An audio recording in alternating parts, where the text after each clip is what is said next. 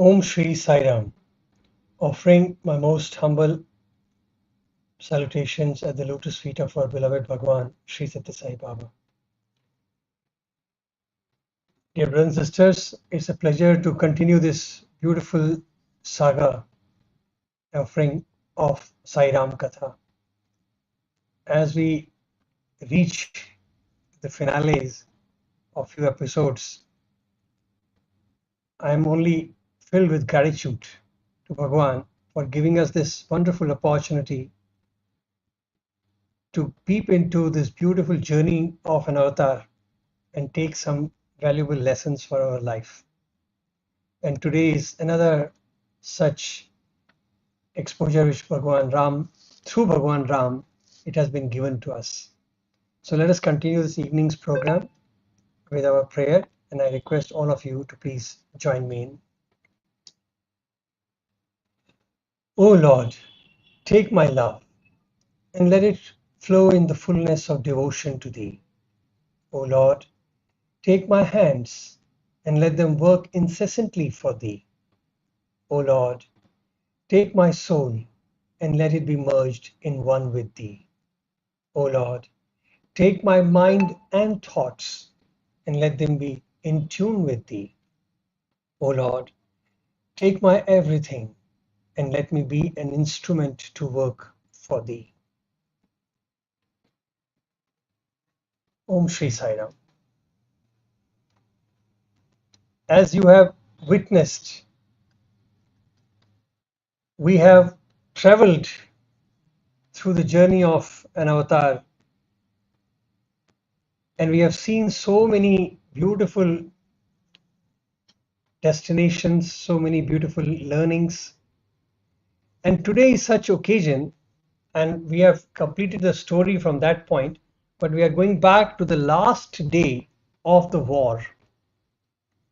And in the last day, as Bhagwan had beautifully disclosed in his inimitable style, that Bhagwan Ram, knowing that he had few days in hand to play, he continued the war for some time. But now the time had come to close the curtain and bring this playful drama to an end. And it was the date, 14th day of bright half of Chaitra month, Chaitra Shukla Paksh. And it's in that early morning that when everybody is ready to go for the final war, sage Agastya arrives on the scene. It's a very interesting, thought. So as we continue, let me invite my brothers in so that we can all discuss together. So brother Anil, Sai Ram Bhaiya, welcome. Sai Ram, Sai Ram business. Sai Ram Jagdish brother, Sai Ram brothers. and we have brother Raju. So as I was just sharing this, we have reached that day of the final day of the war, so to say. And interestingly, we find the narration that sage Agastya appears on the war scene. Now, brother Anil, we have to also think of it. I'm from Toy practically that sage Agastya ashram was not in Lanka. Point number one, right? So this thought had come to me that how on the final day Agastya comes and says, Sri Ram, you must chant this, recite this. Yeah. I don't know the terminology used, but we can only bank on what our great Bhagwan Valmiki wrote. So we can only bank on that. But I find he must have told in a hushed voice that, hey Ram, please bless this mantra, Yes. invoke this, because this is a very useful thing for the world. But here comes sage Agastya, who was physically, practically in India, so to say, and he appears and requests Sri Ram that he must invoke this energy called Aditya Hrudayam. So I would like, we'll start this program. So I was thinking that whether it will be nice to explain what is Aditya Hrudayam as a concept, and then understand the importance of sage Agastya coming and introducing this point. There are so Yes. many sages in his time, but Agastya coming and doing that, and then requesting, praying to Bhagwan Ram to do that. And Bhagwan Ram does accept the prayer and continues. So, would you like to start with chanting, Yeah. Brother Anil, or you say, huh? No. First we need to talk about the sage who has given the mantram, Please. right? So mantra drashta in essence. In Not essence, that. Aditya Hridayam is mantram because before chanting a mantram, we always think of the rishi. That's a unique feature of the mantra. And unusually, if you see in Aditya Hridayam, though it sounds like a poem, right? There is the first very few lines we actually take the name of Agastya. Yes. Means we think of the rishi. It's so in a sense, what is being conveyed by Vedamata is that this is mantra itself.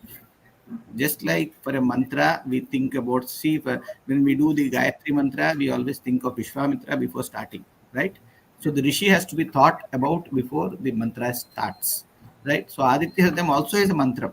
And Agastya actually very unusually, I was also thinking this question, why Agastya? And if you really see, I was really surprised to find this as I was going through Valmiki Ramayana, especially when he was uh, traversing through the Dandakaranya.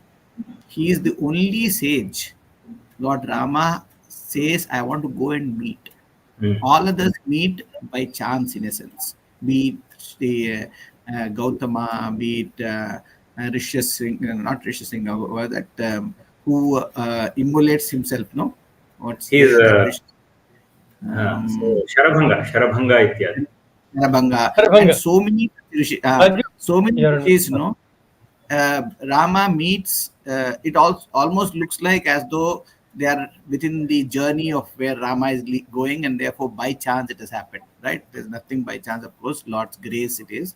But for Agastya, Lord Rama asks for his ashram, finds out where Agastya lives, and goes to Agastya's ashram.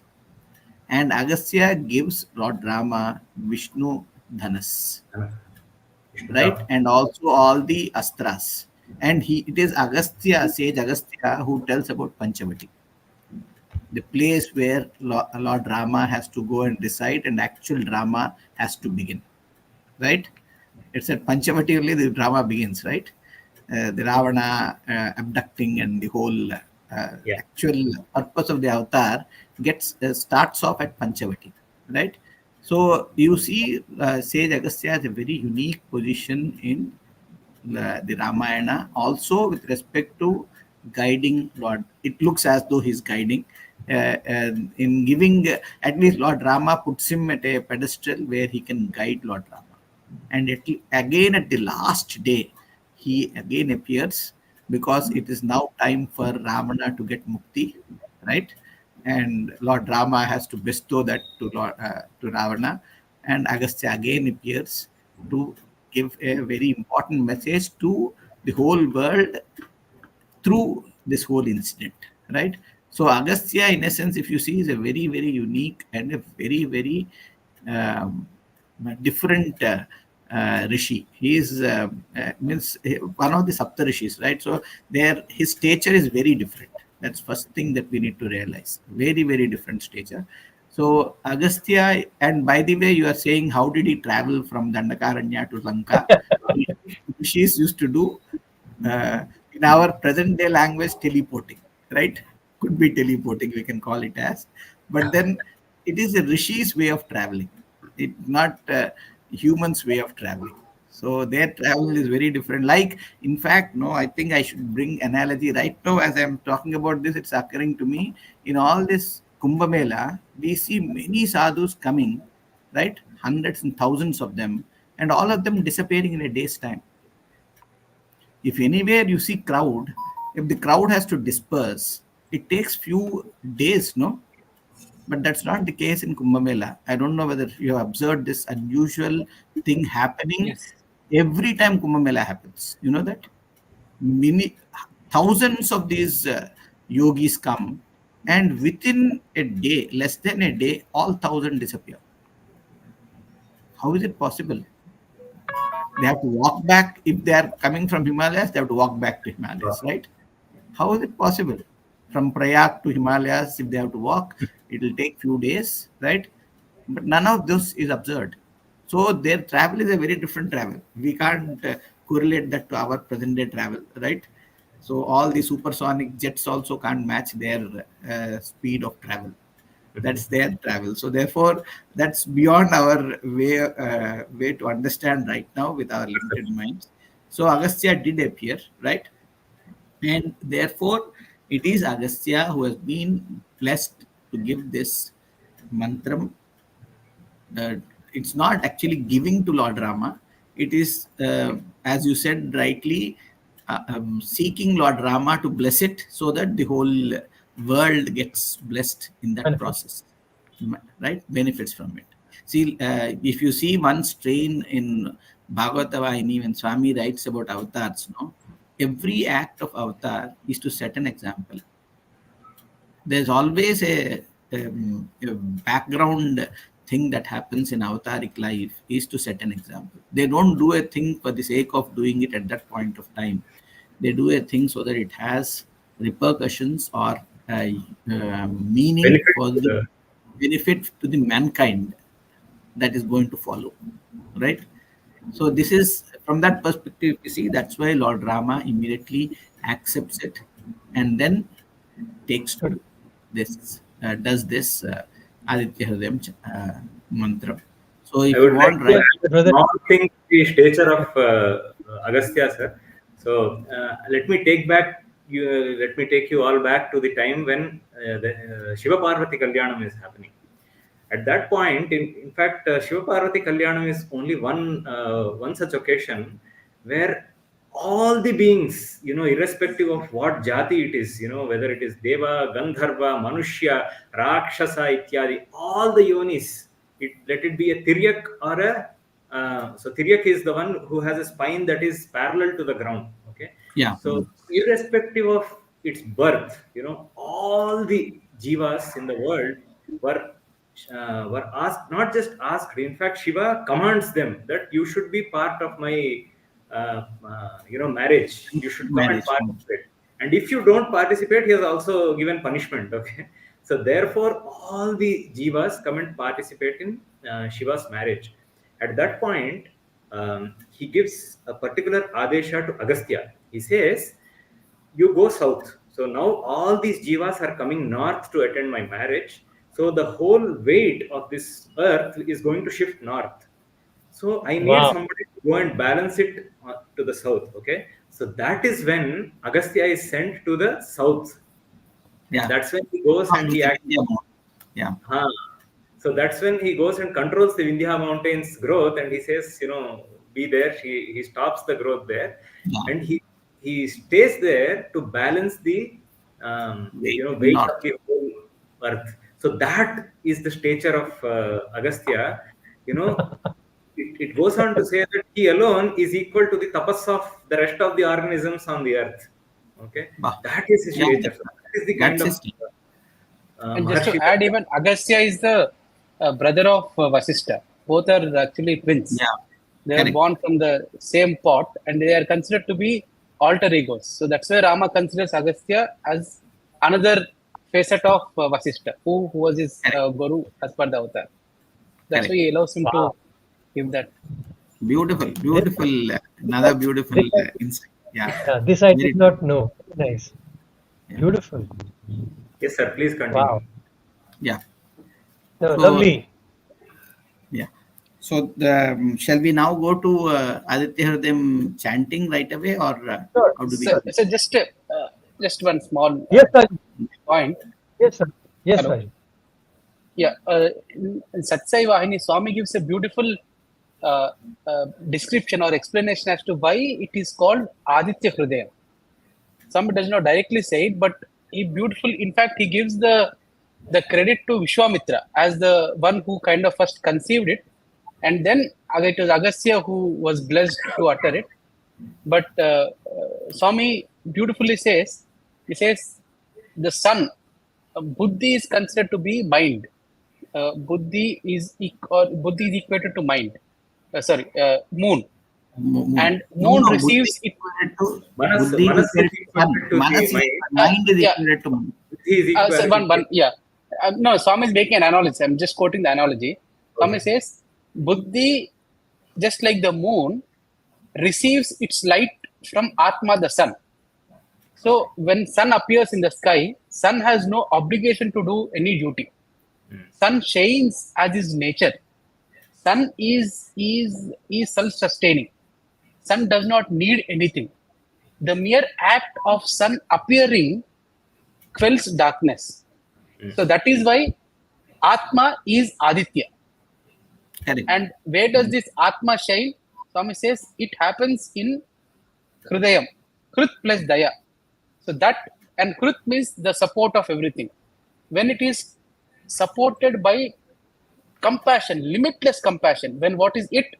The existence of the entire humanity, when it is supported by limitless compassion, this Aditya or the Atma shines forth beautifully upon everyone. That is why Vishwamitra chose to name it as Aditya Hrudayam, the effulgence of Atma, which is given by the word Aditya, and Beautiful. immense compassion and humanity is by Hrudayam.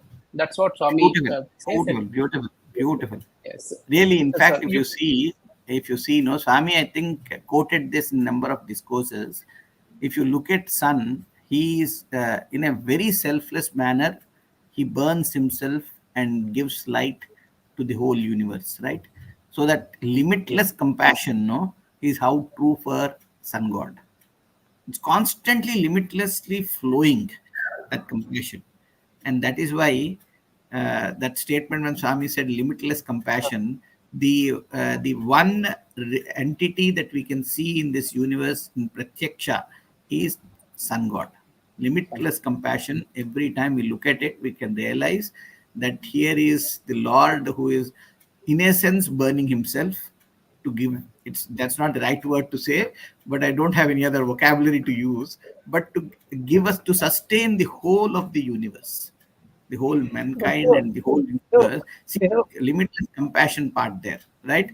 And many a times, no, the second part that he was saying, sun is Atma, he said, no, it is very true in Upanishads. It's actually every word of Bhagavan is Upanishad Vakyam, is Veda Vakyam. Yaschasavaditye sa ekaha, it comes, right? The sentence before that is etam namayamatman etam pranamaya etam anandamayamatman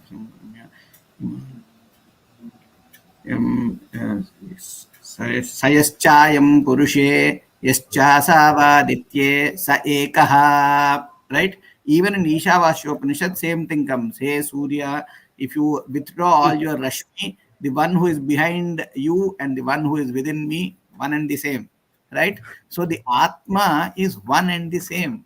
This is the sun is a representation of each one of us actually, right? And in a sense, if you see, you know, the beauty of I our also culture, find it, I it's so find it so fascinating the way Bhagwan cried, yeah, it's that so every word fascinating. of Swami is so, it's so simple that sometimes you wonder, like, why couldn't you think of it before? It's something, Correct. it's so easy.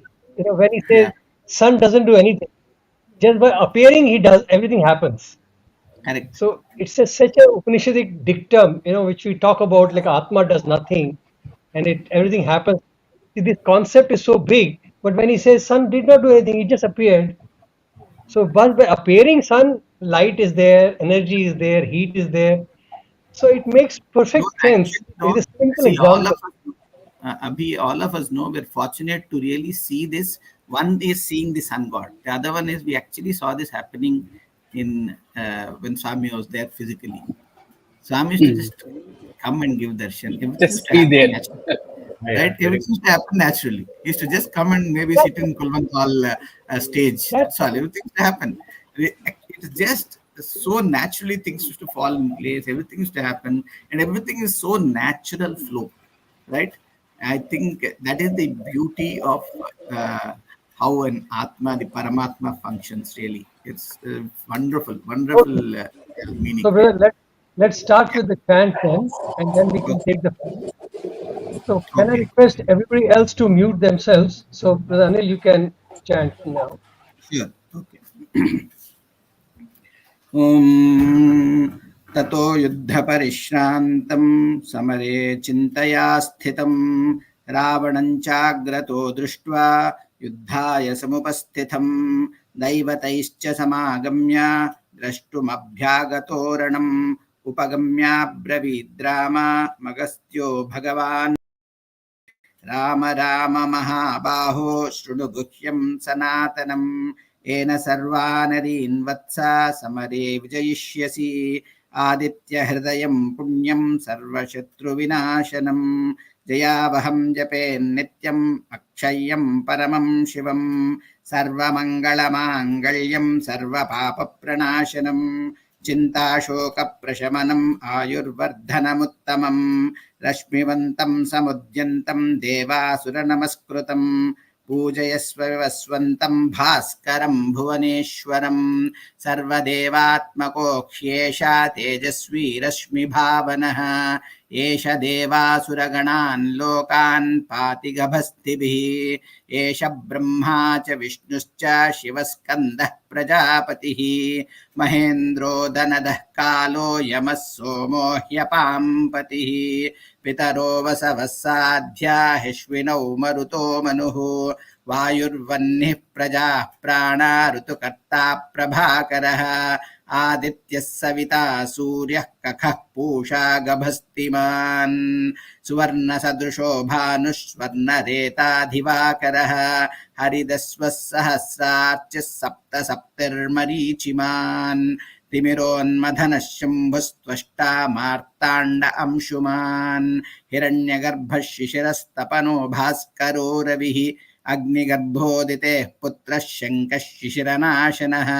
व्योमनाथस्तमो भेदी रुग्यजुस्सामपारगः घनवृष्टिरपां मित्रो विन्ध्यवीदी प्लवङ्गमः आतपी मण्डली मृत्युः पिङ्गलः सर्वतापनः कविर्विश्वो महातेजः रक्तः सर्वभवोद्भवः नक्षत्रग्रहताराणामधिपो विश्वभावनः तेजसामपि तेजस्वी द्वादशात्मन्नमोऽस्तु ते नमः पूर्वाय गिरये पश्चिमे गिरये नमः ज्योतिर्गणानां पतये दिनाधिपतये नमः जयाय जयभद्राय हर्यश्वाय नमो नमः नमो नमः सहस्रांशो आदित्याय नमो नमः नम उग्राय वीराय सारंगाय नमो नमः नमः पद्मप्रबोधाय मार्ताण्डाय नमो नमः ब्रह्मेशानाच्युतेशाय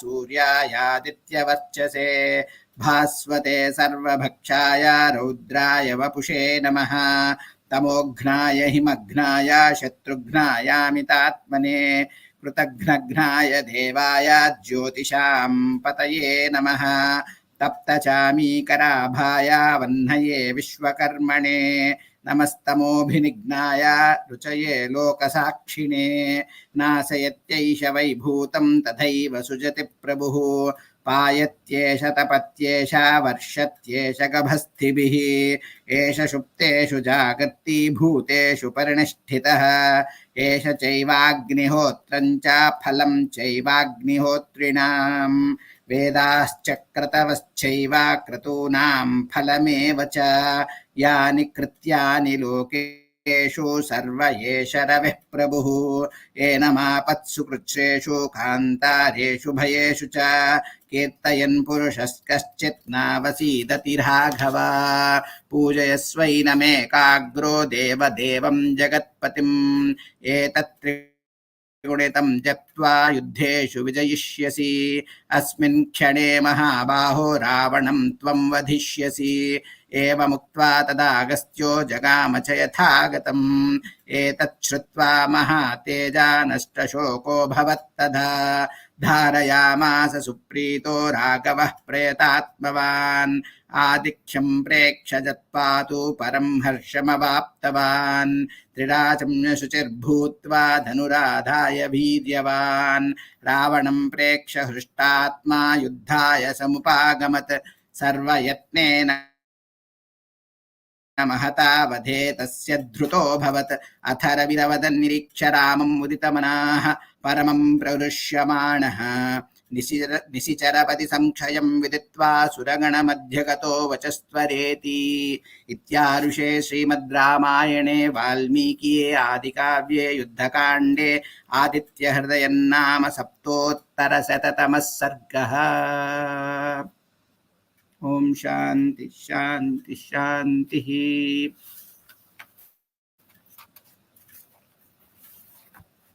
Yeah. You are on mute, Abhi. Abhi, you are on mute. Sai Ram, I think, thank you very much. That's beautiful. Before we continue dissecting the shlokas, I just wanted to give to understand. Just wanted to make a statement to everybody that somehow I can't say why Bhagwan has not mentioned Aditya Hridayam in Ram Katha Raswahini. So people should not think that is it true or not, because Bhagwan has willingly and consciously avoided many things about Ramayana, because the focus which I presume he wanted to keep was in alignment of his thought. So Aditya Hridayam per se is not mentioned, but everything around what Bhagwan has explained hints that it might have happened. And here I would like to share one thought, and I will open this floor. There's a brother, a viewer from us, Dudi Sai Ram. He had messaged in a very beautiful observation. He had mentioned that, brother, is there any link between 31 arrows that Ram shoots at Ravan in the final killing and 31 stanzas Aditya Hridayam has? So I found it very, very fascinating, correlation. But brother, honestly, I don't know this correlation. But it certainly is one of the thoughts that we can look at and we say, wow, why should Ram shoot only 31 arrows? And why would Bhagwan write 31 arrows? And, because it is not something specific. It could have been 15 arrows, 10 arrows, but why 31 arrows? So probably you are dot on to that. Bhagwan hinted about the Aditya quality of Hridayam. it. So, but I would leave the floor open now. Whether Jagdish, anybody can jump in. Do you have any kind of thoughts about the 31, the importance of this 31 Adityas or Yes. 31 verses? Please. I would like to actually tie together a few thoughts that came across, when we were discussing Aditya Hridayam. Brother Ranganath Raju, he just mentioned, that Swami gives the credit to Vishwamitra. So, in fact, there is a very widely accepted, thing and Pandits actually mention that Aditya Hridayam is Sakshat Gayatri Swarupa. Okay. And in order to, so in fact, you will see that in many places, people who are not given Gayatri Upadesham are asked to chant Aditya Hridayam in many places. Okay.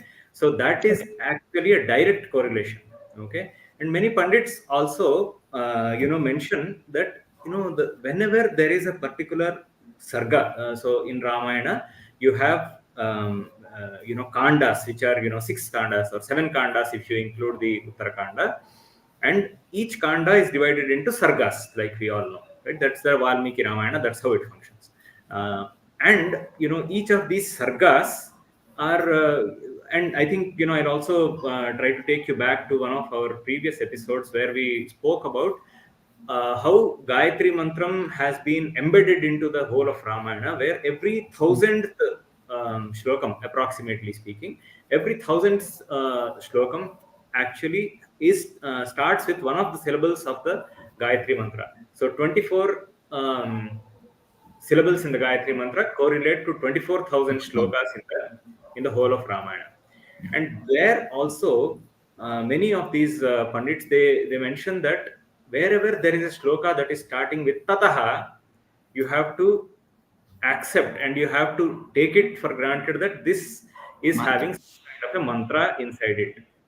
So that's a rule of thumb that is mentioned by some of the Pandits and Yeah. the Rishis. So you look at, Brahma Sutras also, Brahma Sutras, everything starts with Tatha. yeah. So you look at Sundarakanda, we looked at Sundarakanda. The first sloka of Yes. Sundarakanda goes as Tato Ravana Nitayaha Oh, Sitaya Shatakarshanaha Ityadi. So here also you'll see that the first sloka starts with Tataha. So to take this, analogy or this, correlation with the number 31 a little further, we were, doing some brainstorming, and what came to our mind was that it probably correlates to the Saptavyahruti Gayatri. So Gayatri Mantra is basically called Tripada Gayatri Mantra.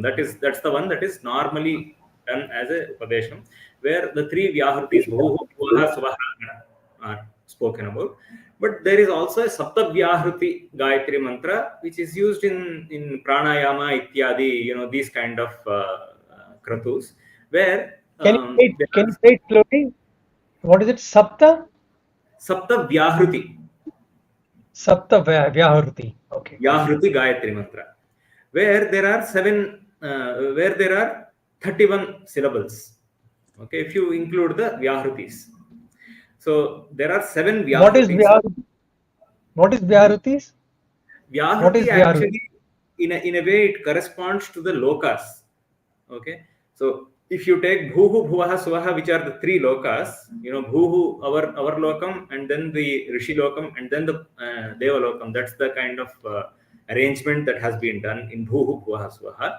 Like that, if you look at the Sapta Vyahruti, there are 7 levels which have been given.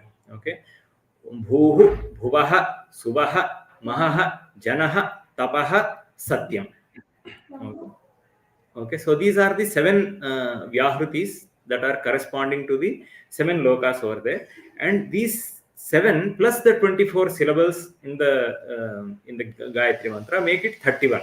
Okay, that is one kind of, I could not really find a Shastrik. I mean, I have to say it clearly. This is a disclaimer.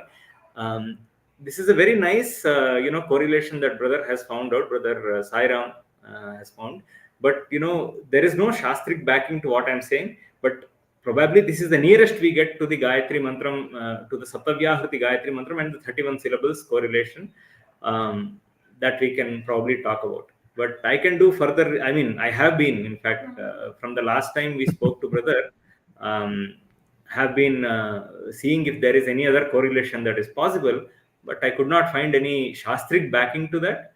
But this is what we think. Okay. So, yeah, I think I have Raju, do completed you have collating anything all to those share? thoughts together. Sure. Hello. Raju, do you have anything to share? So, Brother Swami gives a beautiful explanation of this 31. He says in two discourses. One is on 96 September 96. So he says 31 is a very unique number. So 3, it has 3 and 1. You have a mirror in front of you. So there are 3 objects: you, the image, and the mirror. Now take away the mirror.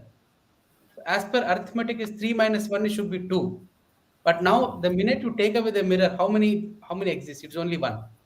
3 minus 1 is 1. He says in the same way, 31 is a very significant number in the sense that it is always reminding you that even though there is the Duality. aspects, duality, or 3, if there are 3 aspects, there is body, mind, and atma. Actually, it is only one that exists, pervades everywhere.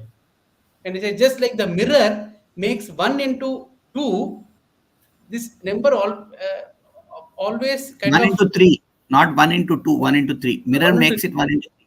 Yeah, 1 into 3. It always reminds you that even though you are one object, but because of the Maya called the mirror, you multiply your Prakriti.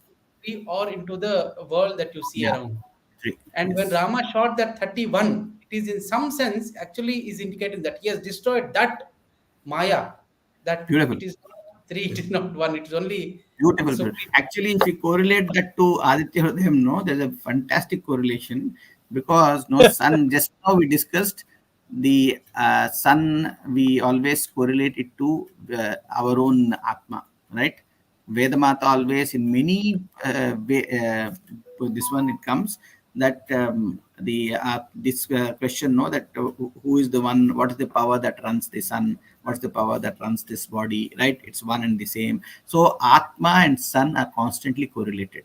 Also another one very important thing that you see in whenever there's a reference to sun god, no, Vedamata always uses the word Esha or Asau, means idigo. In Telugu it means idigo, means here is the Lord. That means when will you say here is the Lord?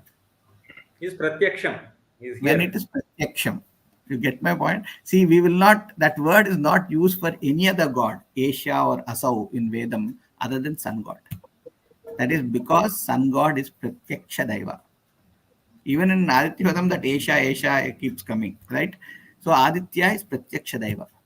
And in spite of Aditya coming as Pratyaksha Daiva Swarupam, Ravana has not even realized that divinity, right? That Atmic power that is actually running him. And he was lost in illusion. And but through Aditya Hrudayam and this 31, by Swami writing 31, it could mean that actually what Rama did is gave Atmic vision to Ravana. That's what actually Lord Rama did. It was not that Lord Rama killed Ravana, he killed the illusion of Ravana and made him Rama. Beautiful. I Right? think yes, that also That, explains as to why that blood it merges, the light comes out of Ravana and merges into Rama himself. yes. That is the I think it's beautiful now, really, the way Swami has evolved it. Why 31 Swami has written, there's so much meaning behind it. Swami, I think, is just like it's scripture. Yeah, Swami, what he writes is, now I'm realizing it's scripture. He, because scriptures don't give everything out, they leave few things for us to ruminate, so that we question, we ruminate, we think, we dwell on it, so that we then realize an insight comes.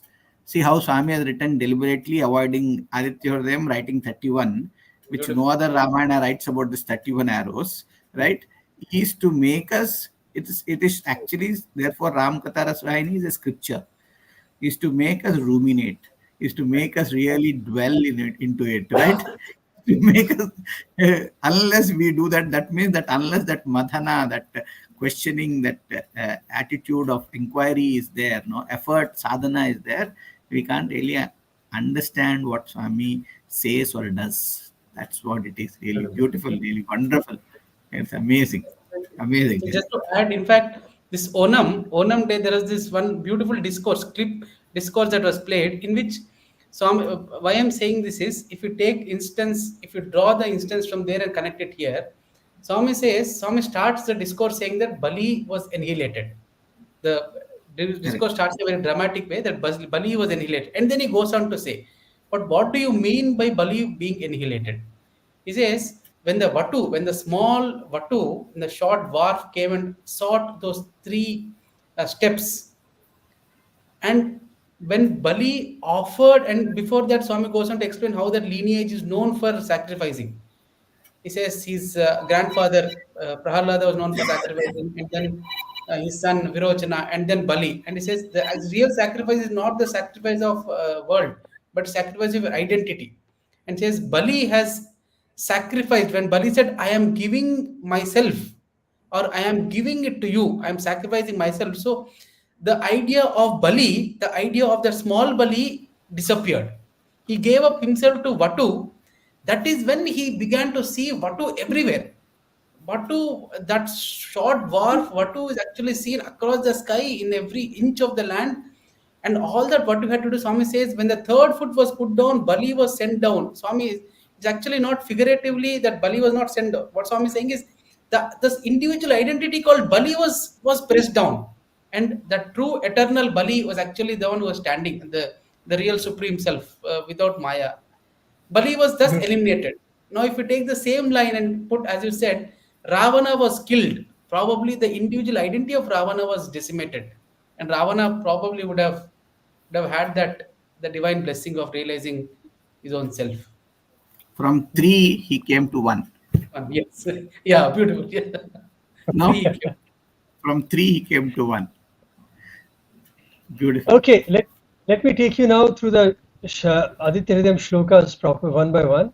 But I would like you to also highlight, I always find these scriptures are written in a very beautiful manner. They have a own format, if I may say. I always tell people that if you want to research, read Bhagavad Gita. The way it is written is exactly like a research document. They give you a synopsis, they give you a hypothesis, and they prove it and conclusion. So, but there is a format in which all these scriptures are written, and Aditya Hridayam is also very interestingly written. It Yes. sounds like a story to me.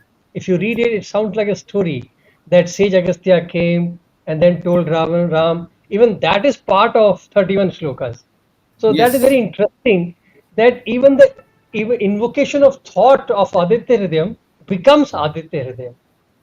And this thought is very beautifully highlighted in everywhere.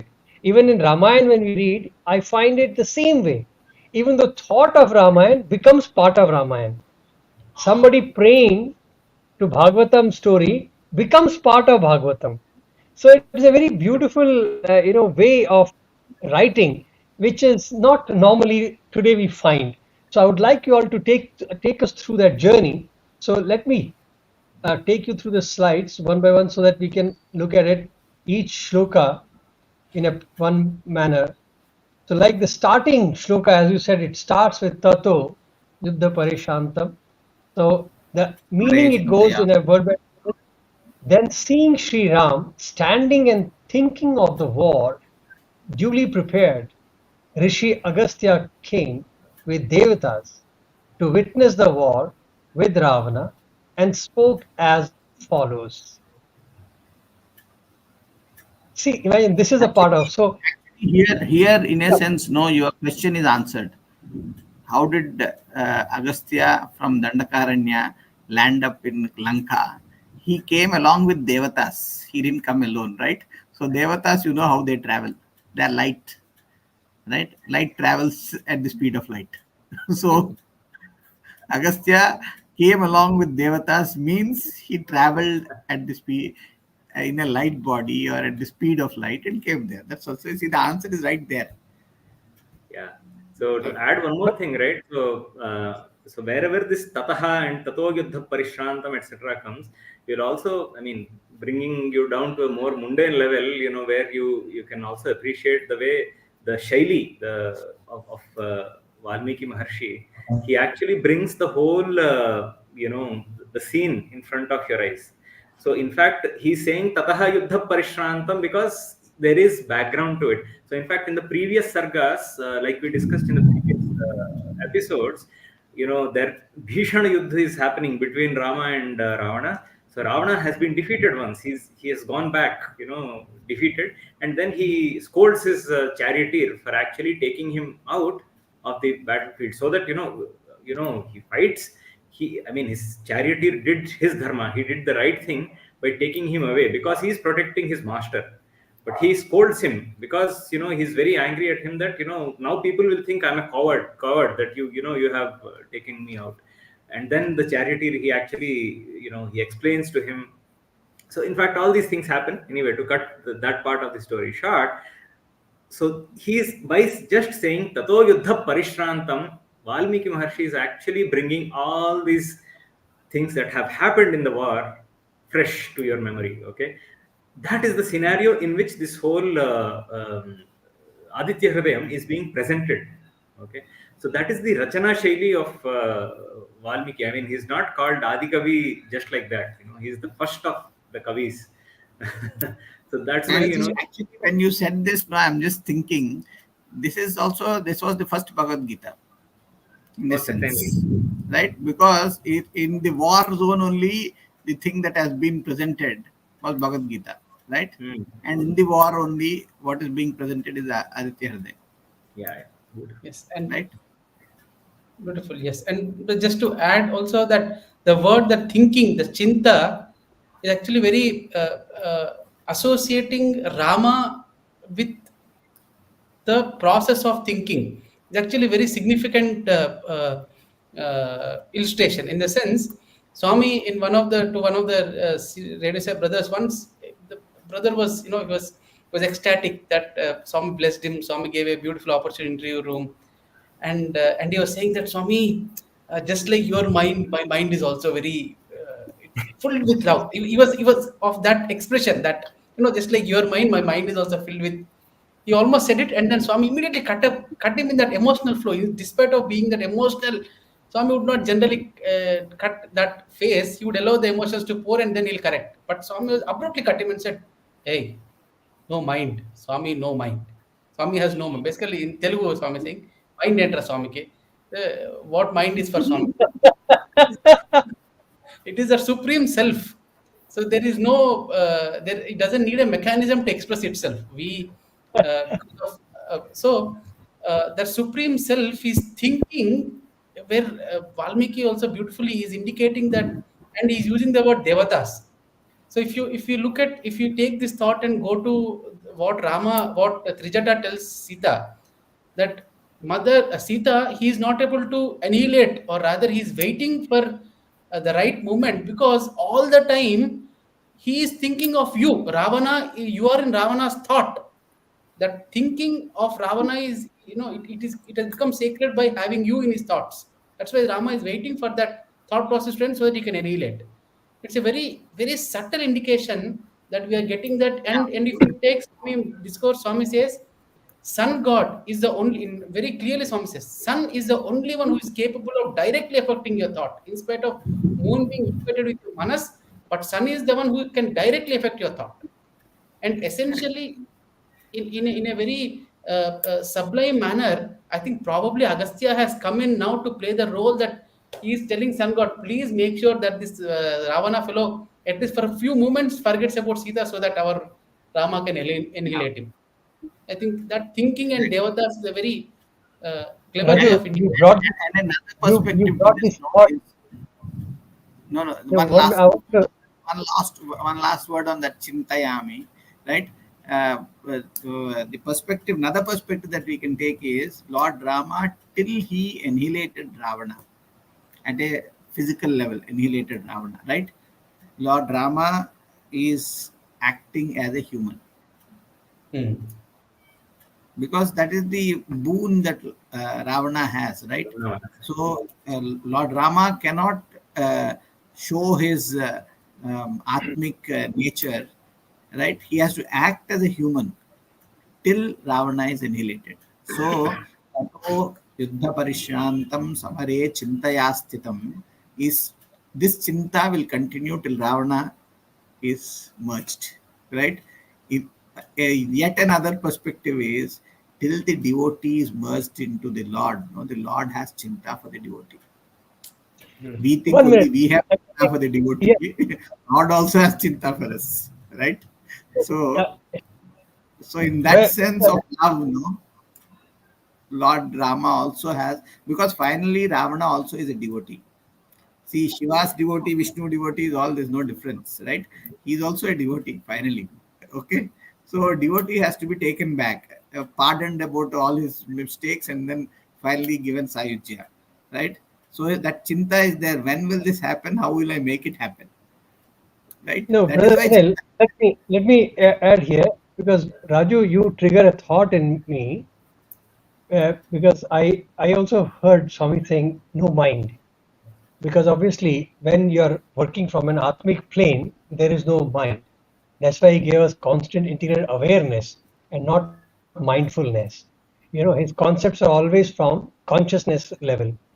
Keeping that in mind, don't you think it is a kind of an human or a writer's author's view when you see Bhagwan standing in the portico? How do we describe it when he's just simply standing and waving his hand? So for a maybe narrator, Lord it will be Rama like Swami standing in the battlefield, Swami maybe is Lord standing Rama. and Swami is standing and thinking, because we can't think beyond thinking.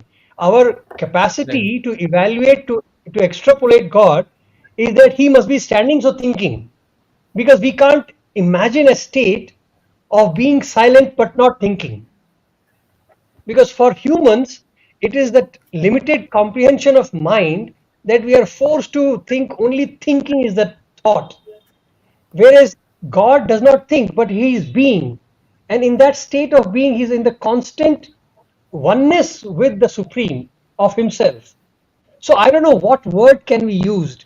So I would only suggest that maybe chinta has another connotation or a root word which may connote that, because obviously Like Bhagwan to Vasudev is interject, also not an ordinary person, you know. just one thing here. So chinta versus chintana are two different things. Okay. Beautiful. Oh, Without chintana, there is, spiritual journey is not possible. Chinta is a derogatory thing, it pulls you down. yes, But chinta chintana is is very, one which takes yeah. you forward, right? So you can actually replace this with chintana and think, because see, you were also speaking about becoming 3 to 1, isn't it? So in fact, what the scriptures talk about is, when you have to become 3 to 1, the only way that this can happen is through viveka. Okay, Correct. Vivekam and Vairagyam. Okay, Vairagyam Vairagya. you keep it aside, but Vivekam is that word which actually cuts samsara, is what the scriptures say. Okay, so if that Viveka has to be there, Chintanam has to be there. Without Chintan, there is no Viveka. Without Chinta, without Viveka, there No, is no no, 3 2. no, I agree. But what I'm trying to highlight is that is it possible that it is because the narration is happening from an external perspective, so Ah, Valmiki has used the word chintaya, or No, no. is I'll tell chintaya, you. I got another because I'll tell perspective. you. Yeah, 1 minute. I would have to read it again. Can you explain this? Because Sanskrit mein you are better. So see, it's like samare chintaya sthitam. hmm. Does it? Chintaya, Can it be? Chintaya means, Can Chintaya it be? astitam. Yeah. Can you interpret it like in the war, he's stable in his thought? no, No. no. No. See, Okay. I'll tell you one part. Okay. Chintaya, Another perspective that has come. So that Samare Chinta Sthitaha, word, I one think, second. Sir, 1 second. So, yeah, yeah. Samare Sthitaha, Chintaya Sthitaha. So, in fact, Chintaya Hmm, is like he's worried. So, that's the direct correct. meaning that you get from if you look Yeah. at Chintaya that way. Okay. Right. So So, if you yes. there's a beautiful perspective that we can get for chinta. Right now, as we are talking about this word chinta so much, no, suddenly it occurred to me. Chinta is something it's used normally like chitta, no? Chitta, mano, buddhi, chitta, ahankara, we say, right? What is chitta or what is chinta? Chinta comes when you are thinking about something that has already happened, the past. Dukkha comes in the present. Something is happening, something has hurt me, I feel the pain, that is dukkha, right? Chinta is I'm thinking of something that has happened and therefore I am bothered, worried. Okay, worry is different, feeling the pain is different. If you see, I don't know whether I'm going in the right direction, I'm just thinking aloud. So chintaya stitam, why? Because Ravana has been for too long, for so many thousands of years. Actually, he is pretty he has ruled for quite long, right? For so many years he still stayed away in spite of doing so much tapas. Is the chinta that Lord Rama is having. Enough of all this, let me, how do I take him back? So it is a chinta. Why? Because of Ravana's past, he's thinking, how long will this go on with this guy? When will this GV come back? Is a chinta that Rama is actually having, right? Standing there in the war zone, right? So that is why chintaya sthitam. Why the word chinta has been used is because Rama is thinking about the past that has happened. And yes, brother Abhaniva, just to add to your point that you made, Swami gives another beautiful example, like what you said, no, that when Swami comes out in darshan, when he's standing and is waving his hand, how do you describe it? So he says, how do you in a discourse, 96 discourse, he says there are iron filings. When you get a magnet and there is space in between, when you get a magnet in between those iron filings, what do you say? Do you say that magnet is working, that it is attracting all the iron filings? or do you say that the iron filings are actually moving towards magnet? Is magnet acting, or are the iron filings? And Swami goes on to say, when you look at it from the worldly perspective, it appears as if the magnet is attracting. But the reality is, magnet being magnet, it is triggering that action. I mean, the being is kind of ensuring that there is becoming. The filings travel. So it's the two-way perspective. When you look from the perspective of the world, the action is attributed to the mind. But when you look from the perspective of the divine self, there is he's just there. And I think that even the word that follows chinta is stita, chintaya stitam. And Valmiki, being Valmiki, I think he has used it so beautiful. It's like the mirror. If you look at it, it's like Swami gives an example of a statue where it's like a bent statue. Swami says, if you look at it from this way, from the angle where it is bent, it looked like a queen who is bending down. And if you go the other way around and look at the same statue, it is like the king who is looking up like that. And he says, when you look at the world from the view of the mind, it is always bent. You are like the queen. You are always in servitude to the world. But the Atma is like the supreme one, who is like the ruler, who rules the entire world. But it is actually the same. It is the way you look at it. The combination itself is a beautiful way of Maharshi saying, when you look from the worldly view, Rama appears to be the chinta, but is actually sthita.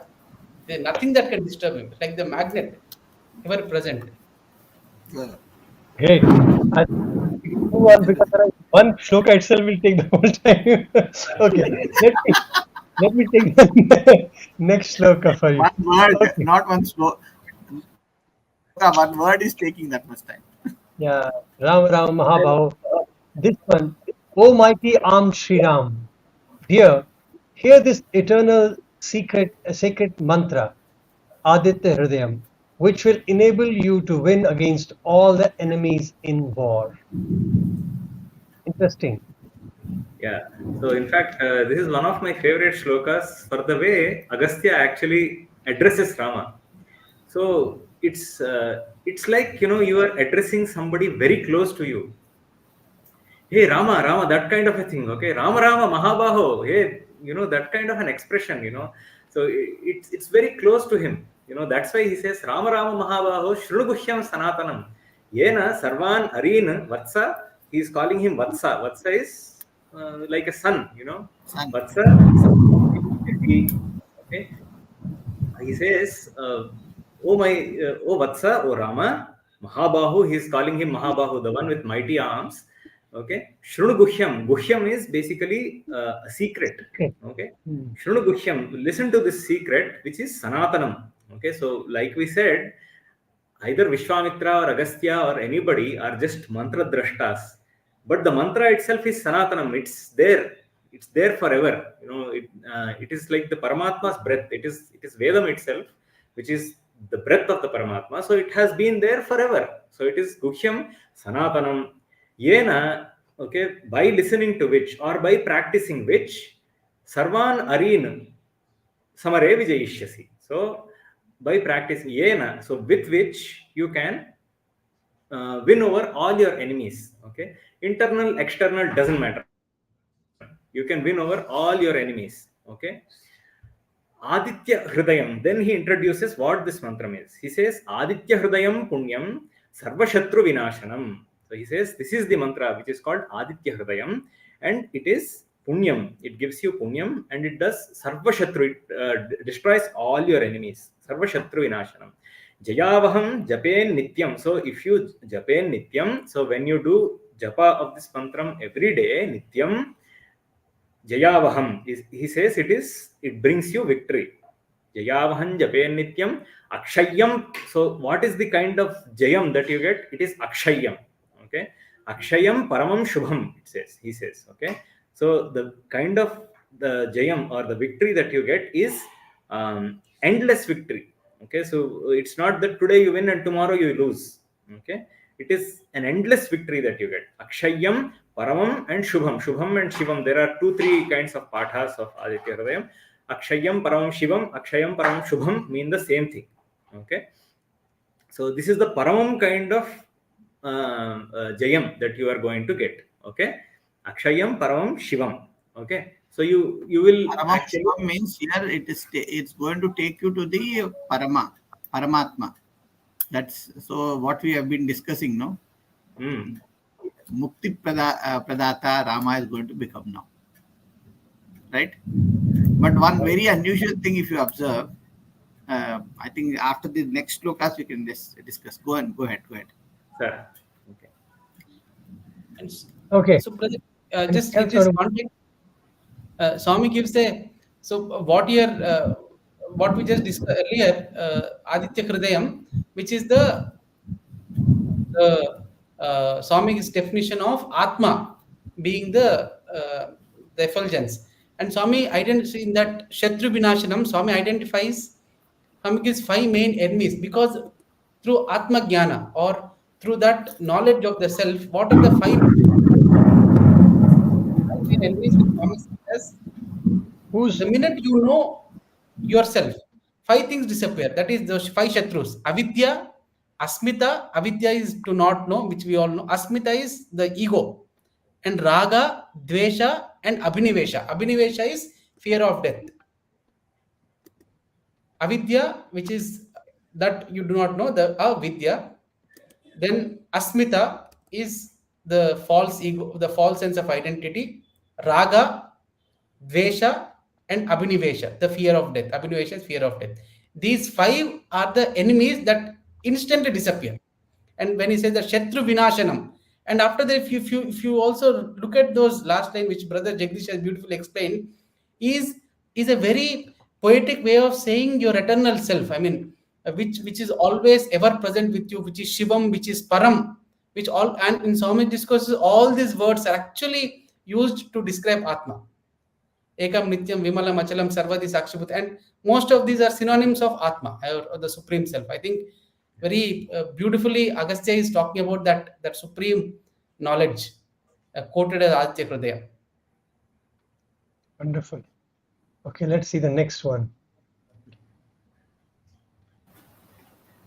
He goes on to say, Sarva Mangalamangalyam, Sarva Papa Pranashanam, Chinta Shoka Prashamanam.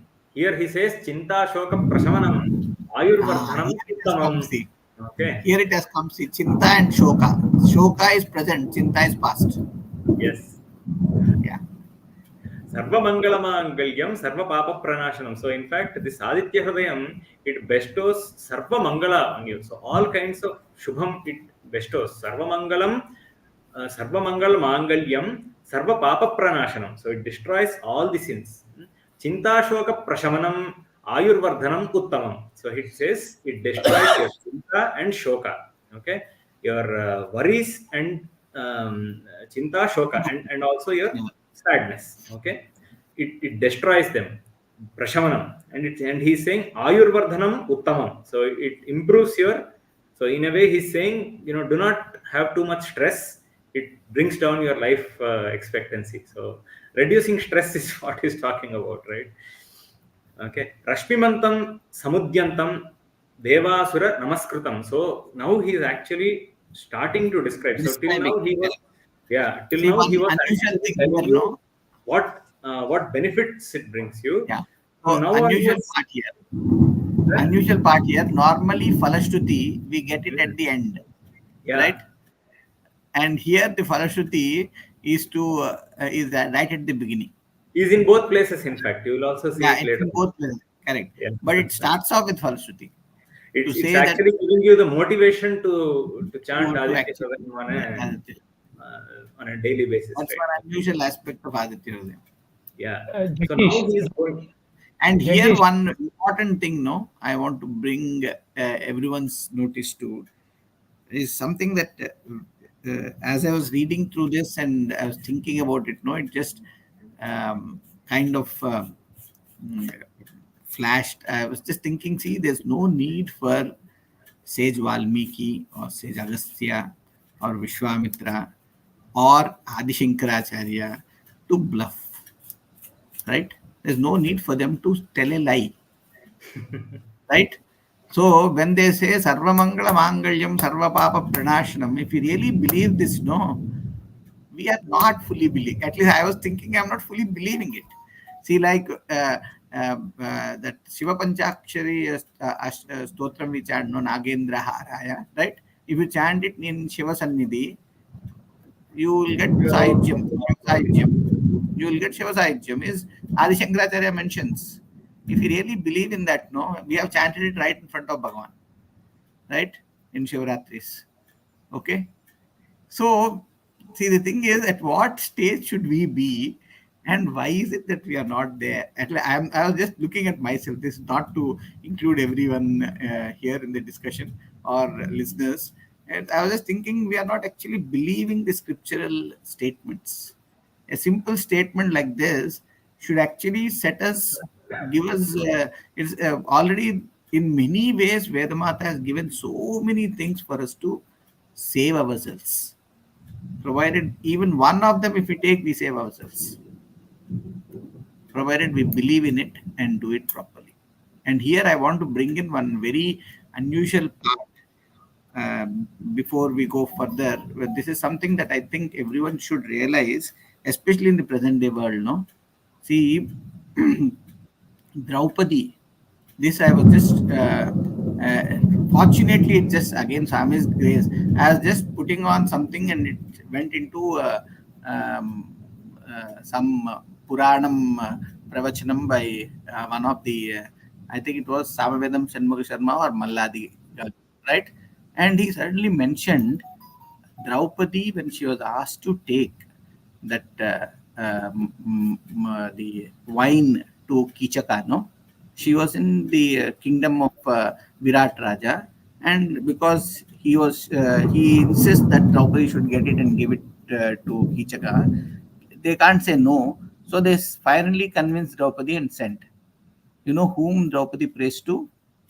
Draupadi prays to sun god before going. Okay, right? And it seems when she goes and gives that wine to Kichaka, Kichaka is about to hold her hand. She just vidilichindi and Telugu, and just pushes him away, and he goes and falls at the end of the room, it seems. And there in Purana, it's written, how does that happen? It is because sun god sun god has even Rakshasas around him, right? It's raining heavily in Hyderabad. So the sound is all the thunderstorms that you are seeing, Okay. right? I can't stop. It's almighty thing that, right? So it seems sun god sends one person to protect the Draupadi. And because of that strength, Kichaka goes and falls that far. And again, second thing, he again quotes, he suddenly went into sun god suddenly, I don't know why. As I said, it's purely Swami's grace. I came across this. It seems even Mother Sita, when Ravana takes the fake magic head of Lord Rama and Lakshmana and shows that this is what has happened in the war, after she faints and gets up, she thinks of Divakara. She prays to Divakara. Right? There's an important lesson that these divine means Lord is showing us. It is that if we pray to this divine power which is all around us, protection is guaranteed. And I want actually all the women folk in the listeners to actually make note of this and pray to sun god before they move out of the house.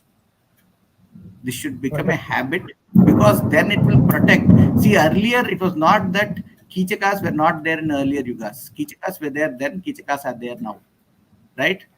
But how were the women of that time being protected? Because of their natural way of praying to the divine, calling out for the help of the divine. So much secret is hidden somewhere. Jagdish, why don't you finish your thought first? Just finish your thought first. You can. I digress, but I thought it's really important. Never. So the second one, in fact, that's where he's starting to introduce the namas. So in fact, Aditya Hridayam, you would see, is kind of a namavali. You will see a lot of names of Aditya that are mentioned in this particular stotram.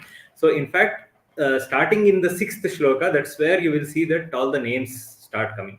Rashmimantam samudyantam deva sura namaskrutam pujayasva vivasvantam bhaskaram bhuneshwaram. So in fact, what he's asking Rama to do is, so the whole crux of this particular shloka is pujayasva. Okay, so he's asking Rama to do puja, of whom? Pujayasva vivasvantam. So who is the son of Vivasvan? Okay, so Vaivasvatamanu's son, in fact, is Vivasvantam. Okay, Pujayasva Vivasvantam Bhaskaram Bhuneshwaram.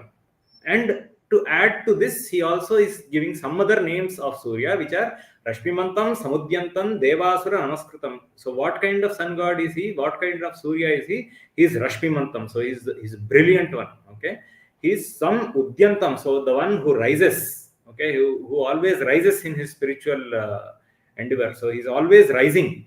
Okay, Devasura Namaskritam. In fact, he is the one who is worshipped too by Devas and Asuras alike. Okay, so everybody worships him. Without his worship, nothing can be done. That kind of a bhavam is being told in the shloka number 6. So about one more thought about worshipping Surya here. You will see in Ramayanam itself that in the Balakanda, you will see that Rama is given the Bala, Atibala, etc., the Vidyas by Vishwamitra, right? So there are 77 sargas in the Balakanda of Valmiki Ramayana.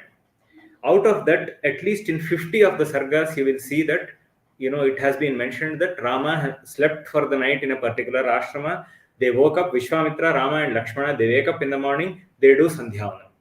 Okay, the same thought has been mentioned again and again and again and again.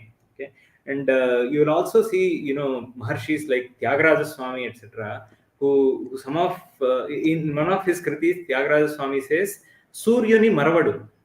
So it seems Rama never used to forget sun. So he was always worshipping sun. Okay, so so those kind of bhavas in a number of ways. One important thought here. In even our scriptures, it is said, without doing Sandhya Vandanam, no puja is accepted by the divine. Is valid. There's no point doing puja without doing Sandhya Vandanam. Right? So it gives the arhata for doing the puja. So Sandhya Vandanam is so important, and if you really see, Bhagavan also gave tremendous importance to Gayatri Mantra. Tremendous importance. Okay, let's see the next one now. Same context, but it's interesting that the main Aditya Hridayam includes all of this. So the next one, he is the self in all, glorious. He sustains by his rays of light the gods, suras, and the whole world. He is the Lord of all. In the same way, he is the body of Brahma, the creator. He is Vishnu also, Shiva also, Skanda, Prajapati, Mahendra, Kuber, Time Spirit, Yam, Soma, and Varuna also. Vampati. So yeah, so like you rightly read out, right? So in fact, here we are saying that he is actually the embodiment of all gods. Okay. In one word, they are saying Sarva Devatmakaha Esha. So like Sar was pointing out beautifully earlier. So when do I use the word Esha? So let's say he's sitting right in front of me, I will say Esha. Okay. If he's somewhere far, somewhere sitting somewhere else, I won't say Esha. Okay. He's there. So if he's sitting here, I would say Esha. Okay. This as if I'm introducing him to you, right? Esha Brahma Sanatanaha. Okay. Sarva Devatmakaha Esha. Okay. Sarva Devatmakaha Esha. Sarva Devatmako hi Esha. Tejasvi Rashmi Bhavanaha. He's Tejasvi, he's Rashmi Bhavanaha. So in fact, he's effulgence itself, basically. Okay. Verily Atma Tattvam, because Atma Tattva is also described in a very, very similar way. Atma is full of brilliance. His radiance, his brilliance. He's like Surya Koti Samprabha when we say, right? Atma Tattvam is like Surya Koti. Okay. So Esha Devasuraganan Lokan Pati Gabhastibhihi. Okay. So what they are saying is Lokan Pati here. Okay, Lokan Pati. Patu is basically to save. Okay, he who is a Pata or who is a savior. So, for example, is also the Pati. So, for example, if you say Bhumi Paha, the one who protects the bhumi or the land. Okay, so that's the way they are mentioning. Pati is basically one who protects. Okay, Esha Devasura Suraganan Lokancha Pati.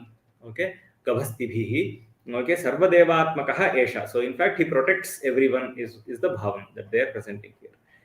Esha Brahma cha Vishnuscha Shivascha Skandascha Prajapatischa Mahendrascha Dhanadascha Kuberaha कालश्च धनदः कालो यमश्च सोमश्च अपाम्पतिश्च अपाम्पति is Varuna.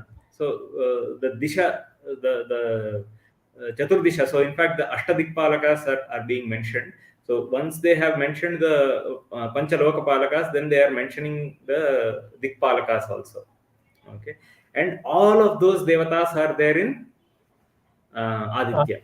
Now just correlate this to Sabrahmasha Sivassaha Risendasokshara Paramaswarat. Right? Narayan Suktam report. Where is that Lord? Antar, he is there. Anantamavyayam Kavigum Samudrentam Vishwashambhavam Padmakosha Pratikashagam Hridayanchapyadhomukham Atho Nishtya. So he is, where is the sun god that we are talking about? He is within. Industry, again, they are mentioning about the heart chakram where he is present. And so Aditya Hrudayam. Another connotation we can take is, unless you go into the Hrudayam, you can't see the Aditya. Yeah. So I think in fact, Aditya is only the Atma that. Sorry, go on. No, go ahead. I was only saying that if you look at it, Aditya, I think even though we are using the word sun, but here they are referring, or maybe Agastya very clearly appears to be referring to the Supreme Self or the knowledge of the No Supreme doubt about Self. it. There's no doubt about it. No doubt. But see, I mean, one of the things that I would like to clarify here is, sir, the outside, so in fact, it is not easy to realize the Parabrahman which is there here. He's exactly like the sun. The brilliance that he's exactly like the sun. Okay, so that's why what the rishis have given us is that they have asked us to meditate on the sun externally. Okay, so in fact, you take any devatas aradhana, you take Vishnu, you take Shiva, they ask you to actually meditate on that form which is in the Aditya Mandala. So in fact, there is brilliance around him. Aditya is there, and right in front of that Aditya, this deity is sitting. In fact, this deity and that Aditya are not different. That's the kind of dhyanam that you're asked to do in many kind of upasana margas. That actually leads you to eventually realize that that Parabrahman is here. Can it be understood? Because when we use the word Aditya, we have to also remember there is another word called Surya. So Suryam is the physical manifested form, and Aditya could be the subtle form from where many Suryas can come out. Aditya is a concept, I would say, which is more subtler than Surya, the gross, visible, de facto sun god. Can it be said like that? Yes, and Swami in 74 discourse, he gives a beautiful definition of Aditya. He says Aditya is that whose rays, so he takes the example of the sea. When the rays of Aditya hit the sea water, which is salty, the salt remains while the water raises itself as vapor. And he says his grace, that the supreme entity, the grace is such that when it hits you, it leaves away all the impurities in you and you become one with it. that Brahma with Brahma Vibhavati. So that is Aditya, is as per Swami's definition. Wonderful, beautiful. Nobody can beat that. Yeah? With that, Swami totally. is Swami. Settled. Okay, let's move on. Beautiful. The next That step statement, says, for that statement, so, no, again, just a minute. For that statement, again, a Vedic connotation. But this comes in Mahanarayana, right? Mahanarayana Valli or Mahanarayana Upanishad, where Parjanyena Aushadhi Vanaspati Bhirannam Bhavatyanyena Prana Pranair Balam Balena Tapasa Shakti Tapasa Shraddha Shraddhaya Medha Medhaya Manisha Manishya Mano Manusha Shanti Shantya Chittam Chittena Smritya Smarena Vijnanam Vijnanena Atmanam Vedayati. So it starts with sun god to Atmanam Vedayati. Vijnanena Atmanam Vedayati. Correct. But Vijnana comes again, that whole thing, it comes from sun god, Parjanya, the sun god creating the Parjanya. From there, the whole thing to Atmanam Vedayati it comes to. Right? beautiful. So Aditya leads to one realizing oneself is that is the Vedic connotation straight away. Okay, next one. I have to really, otherwise we'll not be. Sun God. He is the god of Manas, Vasva, Sadhyas, Ashwins, Marut, Manu, wind god, fire god, life of all beings, and god of all seasons. You are the son of Aditi, the sun god, the creator Savita, the cursor in heaven, the sustainer, the possessor of golden rays, Bhanu, shining with golden rays, the sun god. What a description of sun. Eh? Even if you look at the language, such an alankrit language, it's such an ornamented description of sun. In fact, it is Yes, actually carrying forward from the previous slokas where he's going further to say he's not just the Ashtadikpalakas, but he's also Pitaraha. Okay, he's also the Pitru Devatas. Okay, Pitaraha, Vasavaha, Sadhya, Ashvinaha, Ashvinau, Marutaha, Manuhu. So all of these are also form of Aditya is what he's saying. It's important to mention Pitaraha here because we are going through the Mahalaya Pakshas where the forefathers have to be remembered and prayed to in this 15 days. It's very special. Special Tilatarpanas etc. are done during even Mahalaya Shraddhas etc. are done for their respective forefathers during these Mahalaya Pakshas. So Pitaraha is also Aditya Swarupam. So in fact, Pitaro Vasavasadhya Ashvinau Maruto Manuhu Vayuhu Vahmihi Prajaha Pranaha Rutuhu Rutukarta Prabhakaraha. So in fact, he's saying that he's all these forms. He's also wind. Vanhi is fire. He's prajaha. He's the form of the multitude that is there, and he's also the pranaha, the life force which is there in all of those people, including the devas. Okay, Rutukartacha. So he is also the one who creates the seasons. We know that the seasons are due to the sun, right? And also the earth's tilt, etc., etc. But then, without the sun, even if the earth is tilted, the seasons won't come. Okay, Rutukarta cha Prabhakaraha. He is the one who gives light. Okay, Aditya Savita Suryaha Khagah Pusha Gabhastiman. So in fact, these are the 8 names of Aditya that you will see here. Aditya Savita Surya Khagah Pusha Gabhastiman Suvarna Sadrushaha Bhanuhu Hiranyareta or Swarnareta Divakaraha. Okay, so these are the names of Aditya, which all suggest his brilliance.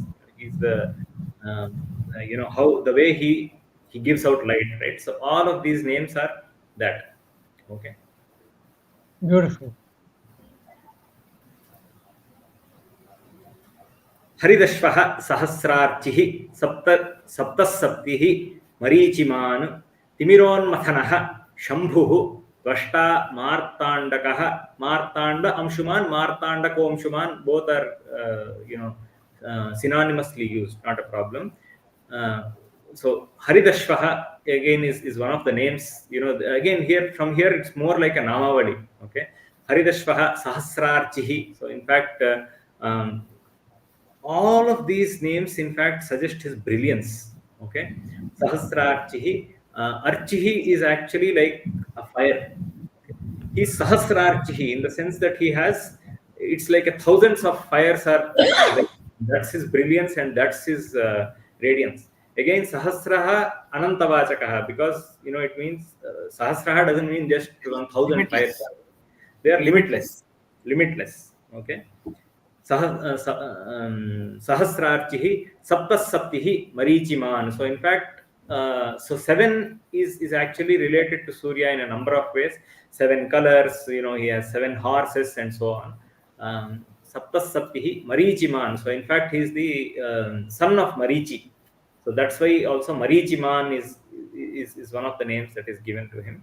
Timiron Mathanaha. Timiraha is darkness. He is the destroyer of darkness. Timiron Mathanaha. Shambhu. Shambhu is actually is a name that we give to Shiva. One who does good. Shambhu. Shambhu, the one who does good. Okay. Shambhu. Tvashta.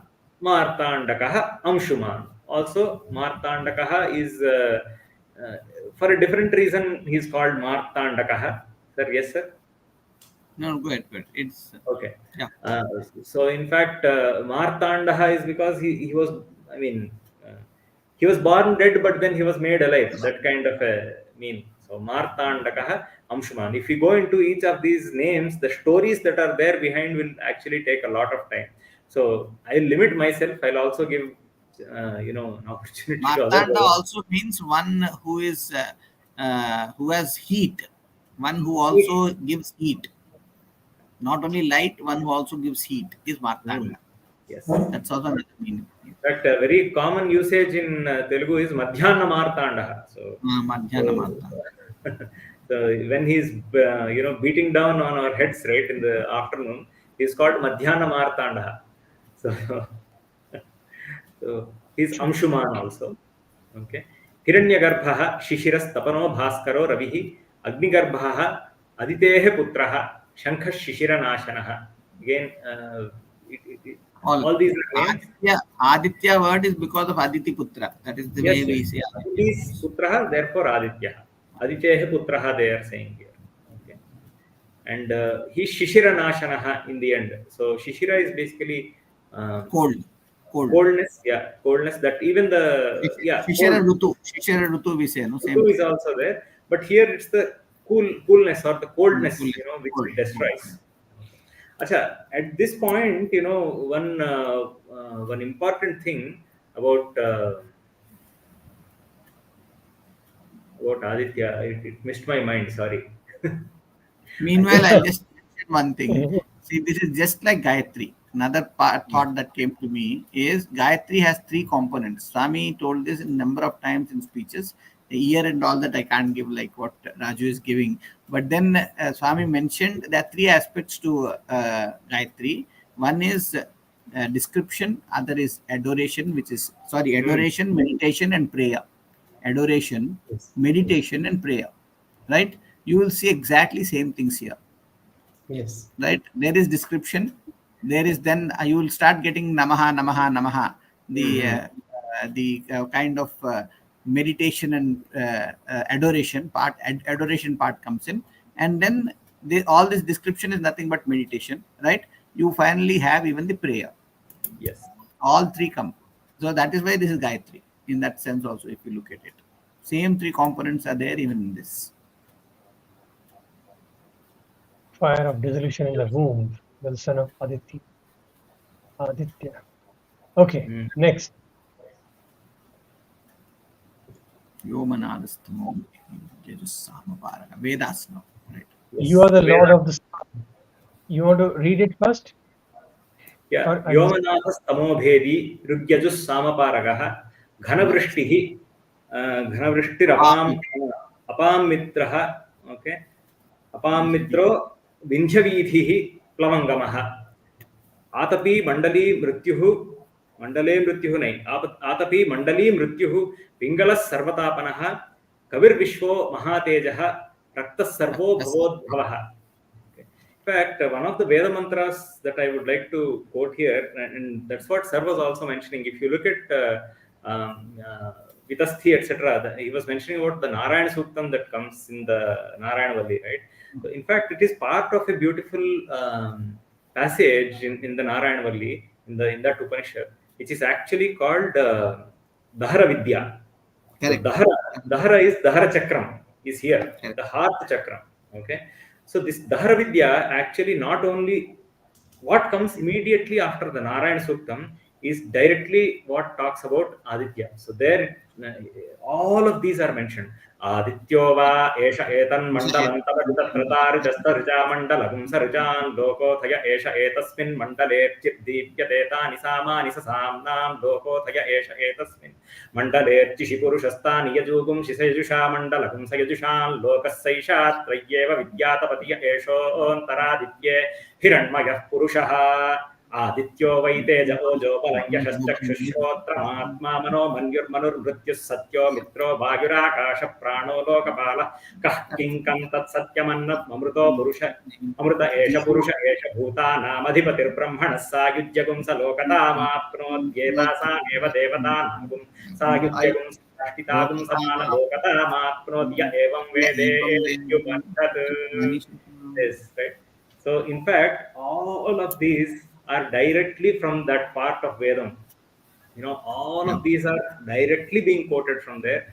And, here they are saying, Vyomanathaha Tamo Bhedihi. Again, they said, Tamo Nashanaha Tamo Bhedihi is the same name. So in fact, I'll not go into each of them because they are very, parallel or, overlapping names that are coming here. So I'll just read through. And the name is also written, meaning is also written over here. Okay, Ghanavrishtihi apam mitraha. So in fact, Ghanavrishtihi is rain that sir is experiencing right now. This part of Hyderabad is more dry, so Here what's happening is just now I had to startled. I was startled. It sounded as though the thunderbolt was right next to my window here. It literally crashed here. That was the amount of sound that I got. So it says very well, you are the possessor of heat, adorned with such a praise. As we are talking about sun god giving rain, we are experiencing the rain here. The sun is here with us now. If you look at these shlokas, they are more appearing like I remember this very nice conversation between one of our senior students who had asked Swami. He attended some kind of spiritual discourses in his. He comes from northern India. So some guru, and he was talking about Brahmarpanam, Brahmahavi, Brahmagno, Brahmanahutam, where with the shloka it says that you are the Brahman, you are the one that is giving is the Brahman, the ladle is the Brahman, and the one who is taking is Brahman. Everything is Brahman, the food is Brahman, everything is Brahman. That is the meaning of Brahmarpanam, Brahmahavi, that shloka. So this brother comes and says, Swami, so he got confused and he was telling Swami, I heard in that guru talking about saying that this sloka refers to you are the Brahman, what you're taking is the Brahman, what is being eaten is Brahman, what is being offered is Brahman, everything is Brahman. Now you're asking us to offer the food. No, there is that who is there to be offered? It is actually Brahma. It is so there is a dichotomy between the meaning of the sloka and the action that we are doing. And then Swami immediately cuts him and says, hey, the intention of letting you chant Brahmarpanam, me asking you to chant Brahmarpanam, is not that you make an offer.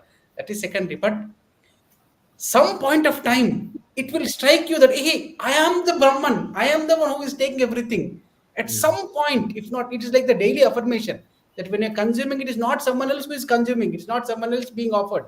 Some may not be today, may not be tomorrow, but some point of time when you do it continuously, it will strike you that the reciter becomes the first person. It is me, the Brahman himself. And I think the same in the language of hypnotherapy, sorry to cut you. I just want to add this in the language of hypnotherapy. This is called as you fake it till you make it. So I think even this sloka is also, these slokas are actually intending to that, through the, not that Rama needs it, neither Agastya need it, but I think it is for the sadhaka who is reciting. Probably at some point after it will strike him that, hey, I am the sky, I am the dispeller of the darkness, I am Yajur, I am the all, be all, and some all of this entire creation, Aditya himself. I think it is that intention with which these are written, more of realizing your own self. Beautiful. Beautiful. Okay. Nakshatra. Nakshatragrahataranam adhipo Vishwabhavanah. So in fact, he's the adhipati of the nakshatra and the graha mandala. So he's the so that's very self-explanatory. From here, Vishwa, adoration starts. Yeah, yes, go ahead. Vishwabhavanaha. So in fact, he's the whole of the Vishwam. He's the whole of the Vishwam. In fact, that's why Vishwabhavanaha. In fact, also, they turn it around and explain that, the whole of the Vishwa, the people who are there in the Vishwam, they relate to him. And, once they relate to him, that's their beginning in the path of spirituality. That's why Vishwabhavanaha is also what they say. Acha, so this is what, when there is a relation between Surya and the praja who are actually following Surya. It's a very important thing that I would like to, I wanted to mention earlier that missed my mind. It came back now. So if you look at the dictionary definition of what is a durdinam, okay, you look at so in fact a Sanskrit dictionary, it's called Amarakosha. Okay, it has been written by a great scholar by name Amarasimha. So in fact that's why it's called Amarakosha. So it's a Sanskrit dictionary. You look into it and see what is durdinam, what is a bad day. The definition is mega channe durdinam, it says. So when that is a bad day, which is where clouds are covering the sun. So you can't see the sun. That day is bad day, it seems. Okay. So that in fact there is no better way to explain the importance of Surya in our lives. Okay. And whether this reminds me of a beautiful conversation that a sadhaka, very senior sadhaka had with Swami. It's a good thing that, I mean, it's a beautiful thing that he brought out. He told Swami that, Swami, in my meditation, I am seeing, uh, sometimes I see empty sky and then effulgent sun and then clouds cover it. I am seeing cloudy sky, then sun and just empty sky. And then Swami tells him that it is, very beautifully, he tells him that it is actually your jnana, because of the sky being clouded is your jnana being clouded by these passing thoughts. That's why these clouds are, Swami says, clouds are passing thoughts. That ajnana is covering that effulgence of jnana, which is the sun. And that is why you're not able, you are seeing that, when you see empty space, what he says, what is empty space, he says that is where it is just one state before turiya, where sun is essential, the jnana is essential even for that empty space to shine itself. And he says that day you will realize that there is neither the sky nor the clouds, it's only the bright effulgent sun. He becomes so much, so big, that everything, you yourself cease to be your own self and you become sun.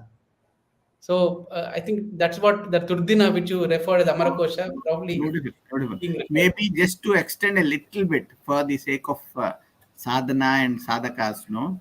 See, this analogy is, one Swami spoke about this in Kulanthal talk, I think 1996 Oh. time. Swami said the sun is always there.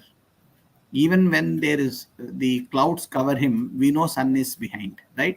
So similarly, Atma is always there. Even if your ignorance blocks, Atma is always there. It's always there. It's just that ignorance blocks. This is one important point for us to note, the analogies. Second beautiful point is, Swami said, how do the clouds get dispersed? What makes the clouds get dispersed? Wind. What's the answer? Wind. Wind. And what controls the mind is also pranayama. Through wind, you can Wow. control Wow. the thoughts. Same Wow. analogy. Wow, beautiful. Adbhutam. So Lovely. that is why pranayama is so important for meditation. To still the Wow. thoughts, we do pranayama. Lovely. That is The why in all analogy is, puja, no, in all puja, Om Bhu, Om Bhuva, Om Bhuva, yes. pranayama is made a necessary part of puja or dhyana. This is the Because it's to, Saptavyahati Gayatri mantram that we were talking about. Om yeah, Bhu, Om correct. Bhuva, Om Swaha, Om Maha, Om Janaha, Om Tapaha, Om We do Satyam. the pranayamam, no? It's to control the thoughts slow them down so that we can see the Atma which is behind these thoughts. Sai Ram. Oh, Beautiful. beautiful. Okay, next one. Namaskar, namaskar to the giver of victory, joy born to of victory, good God having green horses. Hail to you, Aditya. Hail to you of terrible form, of valiant one, denoted by the syllable Om. Namaskar to the awakener of lotuses. Namaskar to the furious one. Jagdish, read it. Yes, Bhaiya. So what they're saying here is, yeah, Jayaya Jaya Bhadraya Haryashvaya Namo Namaha. So from here all the Namo Namaha come, they start, okay. He is Jayaya, so he is Jayam itself, he is victory itself. Jayaya Jaya Bhadraya, and he is the one who ensures that the victory stays. Jaya Bhadraya, okay. Haryashvaya Namo Namaha. So Haryashva is also one of his names, okay. Namo Namah Sahasramshaha Adityaya Namo Namaha. Namah Ugraya Veeraya Sarangaya Namo Namaha. Namah Padma Prabodhaya Martandaya Namo Namaha. So that's basically the shlokam. I think the names that are coming here are quite repetitive. So, but the gist being that, you know, Surya, who is there in so many forms, that's why, you know, also the Vedamata, you know, the Veda, the excerpt that I read out, right, Adityova, Esha, Etan, Mandalam, Tapati, etc., that actually shows us the forms of Aditya in every aspect of life, in fact. Okay, It's a Adityova. beauty of language also. It's the beauty of the language also that you can describe a thing in so many characteristics. So it is not just a sun, you know. And look at the samyam, the similarity between a Vishwarupam and this. Okay, Yes. when Yes, you look at Shri Krishna's Vishwarupa, in fact, he says that I am X, I am Y, I am everywhere. Okay, that same Vishnu Tattvam being everywhere is also like, you know, what is being mentioned here. He is Aditya. everything. He is everything that you lay your eyes on, and you don't lay your eyes on also. You can't lay your eyes on also. So, Beautiful. right? So that's what is being mentioned over here. And Beautiful. they also mention the way that you can see him. You can't lay your eyes on him, but the only way to see him is from your Dahara Chakram by sadhana. That's the kind of bhavana that's there. Brahma Ishana Achyuteshaya Suryaya Aditya Varchase Bhasvate Sarvabhakshaya Raudraya Vapushe Namaha. Okay. Beautiful. Again, he's there in Brahma, he's there in Ishana, he's there in Achyuta, all Brahma, Vishnu, Maheshwara. Okay. Suryaya Aditya Varchase. Okay. Again, Suryaya is one of his name, and Aditya Varchase. So he's Aditya. Varchase is basically one who is brilliant. Okay. Bhasvate is again the one who is full of effulgence, brilliance. Okay. Bhasvate Sarvabhakshaya. So in fact, they are calling him Sarvabhakshaya. Okay. One who eats everyone. Okay. From the one who is out of whom everything is born, the one who sustains everything, and the one who eats everything back, who into whom everything merges back. It's important to note that the Upanishads actually, if they have to describe God, right, or Parabrahma, this is the way that they describe the one who creates. So God, generator, operator, destroyer kind of a model is what the Upanishads draw for us. Okay, so that's what they're saying. He's Brahma, he's Ishana, and he's Achyuta because of the same reason. He's ultimate Godhead. That's the kind of bhavam that they're presenting. क्षम्यताम् तमोघ्नाय हिमघ्नाय शत्रुघ्नाय अमितात्मने. So he is tamoghnaya. So tamaha is darkness, he destroys darkness. Himaghnaya, himaha is snow, he destroys snow in the sense that he melts it. Himaghnaya. Shatrughnaya, he destroys all the enemies. Enemies. Amitatmane. So he is the one who is boundless. His Atma is boundless. Okay. Kritagnagnaya cha. So in fact, Kritagna is one who is a trait in a way. Ungrateful. Ungrateful. And Swami used to Kritagna quote this very often. Hmm. Swami used to quote this very often in his discourses. Yeah. For Kritagna, sun god will take away the eyes, Swami used to say. Yes. Yeah. Oh my God. Really? Hmm. Oh my Yes. God. So Kritagna, so he will destroy the one who is a Kritagna, who is an ungrateful person. Devaya, Being Jyotisham. grateful is such a wonderful quality which all of us need to develop. That's one take home for us. And in fact, Swami said the very concept of taking namam is being grateful, showing the gratefulness to the Lord. Paramatma. So Kritagnya is one who is grateful. If you put a gnya over there, it is Kritagnya is one who is grateful.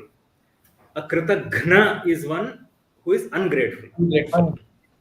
So very slight difference. Note the pronunciation. Gnya for the one who is grateful. Ghna is for the one who is ungrateful. Okay. So tapta chamikara abhaya. Tapta chamikara abhaya. So in fact, chamikara is actually gold. Okay.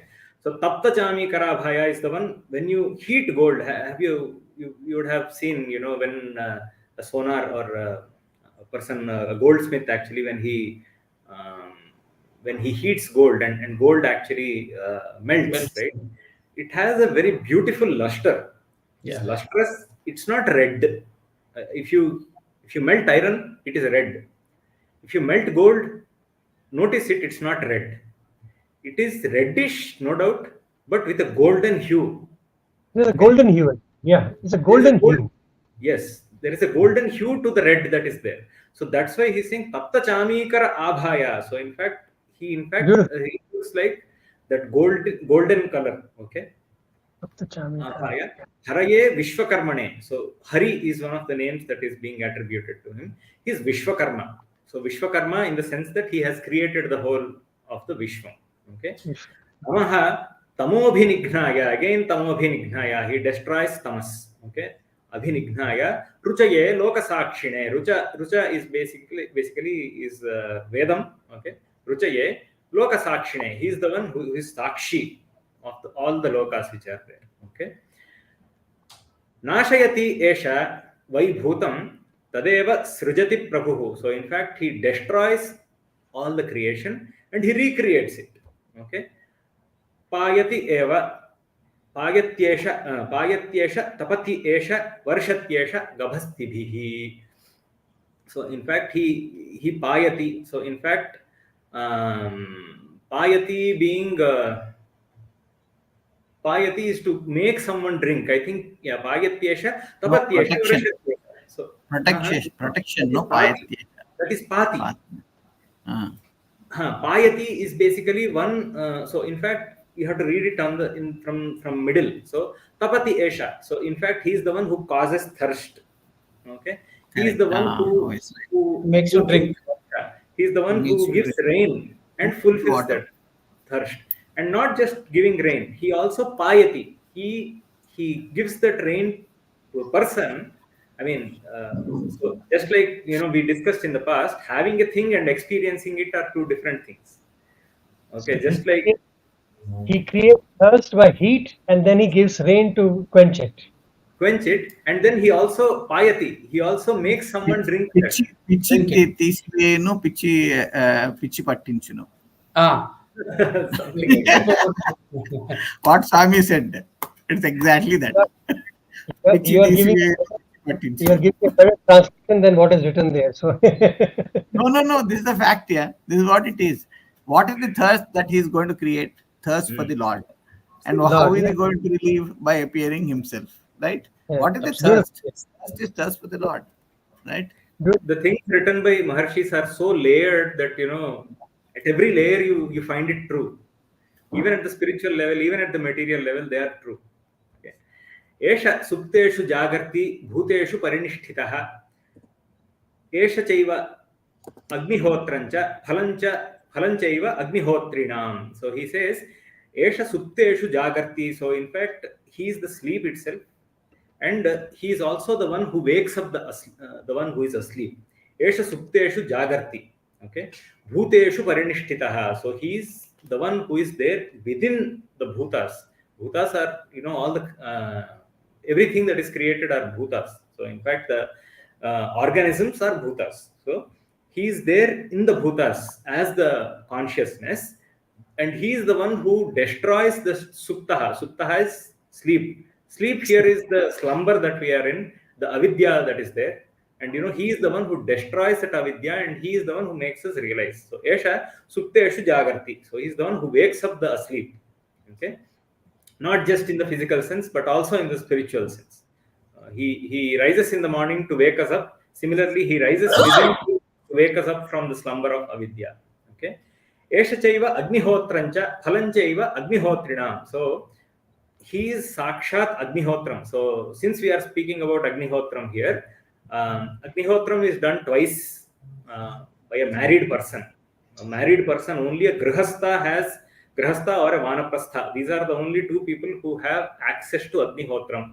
The rest, the brahmachari does an agni karyam, which is a laukika agni. It is not a vedic agni. And the finally sannyasi doesn't care. He doesn't need agnihotram at all. Okay. So having said that, he Aditya is sakshat agnihotram. In fact, during pratah, in the morning when agnihotram is done, the swahakaram is suryaya swaha. Okay. Om Agnaya Swaha, Agnaya Idanama, Om Suryaya Swaha, Suryaya Idanama. These are the two things that are done. So Agnihotrancha, Phalancha, Agnihotrinam. So whatever the phalam that comes out of doing Agnihotram, it is also Aditya. Okay, so we can go into what phalam comes. We'll not do that. It's a very detailed thing. Okay. Vedascha Kratavaschaiva Kratunam Phalamevacha. So he says that he is the Vedas, and he is also all the Kratus, all the rituals that have been mentioned in the Vedas. And not just that, he is also the Phalam that are mentioned in the Vedas for all these rituals. So he is the rituals, he is the performer of the rituals, and he is also the phalam that you get from the rituals. Okay. Veda Purusha Saptaha Gnana Yajnam, Swami standing on the stage, Purnachanda stage is what you need to imagine. This is what it is. Very nice picture of that. Okay. Enam apasu krichreshu kantareshu bhayeshu cha kirtayan purushah kaschin navasidati raghava. So he's saying enam. So this person, so esha enam. Okay. So enam, you remember this person. When should you remember? Apatsu, when you are in troubles. Krichreshu, when you are downtrodden, or you are in deep troubles. Okay. Krichreshu. Enam apatsu krichreshu kantareshu. Kantaraha is the forest. When you are in dark forests. Bhayeshu cha, when you are afraid. Okay. Kirtayan purushaha kaschit. So when that purusha, that person who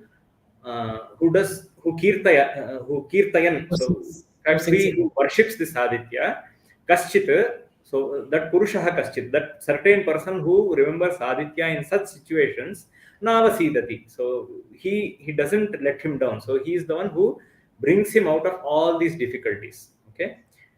Pujayasva, again he is saying, Pujayasva enam ekagro devadevam jagatpatim. He says, Pujayasva, again, O Rama, do puja of this particular Aditya. Okay, enam ekagraha, with a concentrated mind you do his puja. Pujayasvainam ekagro devadevam jagatpatim etat trigunitam japva yuddheshu vijayishyasi. So he says, after you do, you remember this effulgent Paramapurusha like this,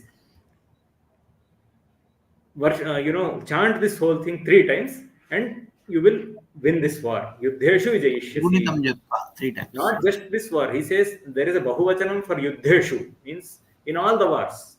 Okay, yuddheshu vijayishyasi. You can go ahead, brother. This was a beautiful, like a manual it is, in the sense when to chant, how to chant, and where to chant. Yes. Correct. Then it says, Asmin Kshane Mahabaho Ravanam Tvam Vadhishyasi. The moment you do it, Asmin Kshane, he's saying. Okay, the moment That you very finish moment.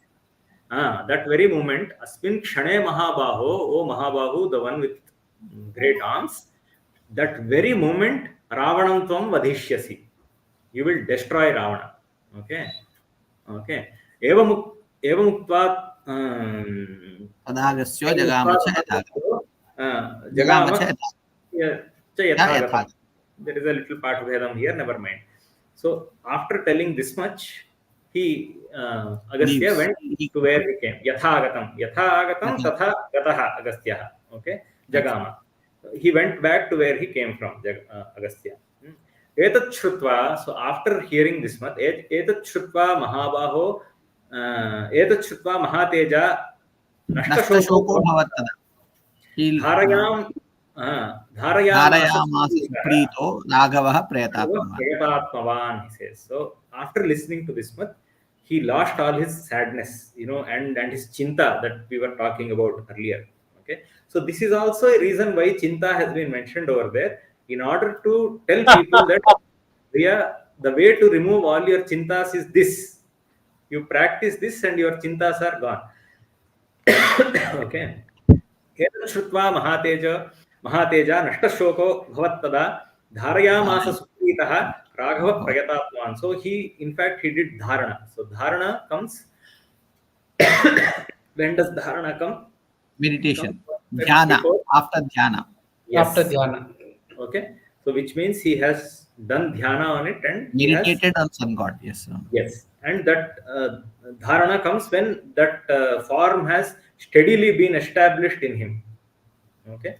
Dharayamasa supritaha Raghava Prayatatmavan Adityam Preksha Japtvatu Param Harshamavaptavan. So in fact he looked at Aditya and did this japa. Adityam Preksha Japtva. So he looked at Aditya and in his presence. So in fact if you see Mahanarayana, so Narayana Upanishad, it says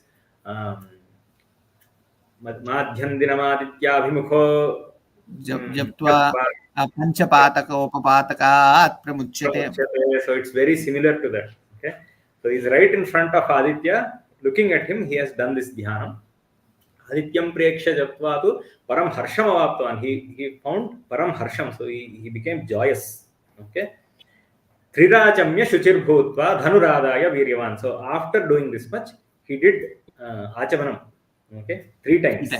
Okay, trirachamya shuchir bhutva. Why do you do achamanam? For shuchi.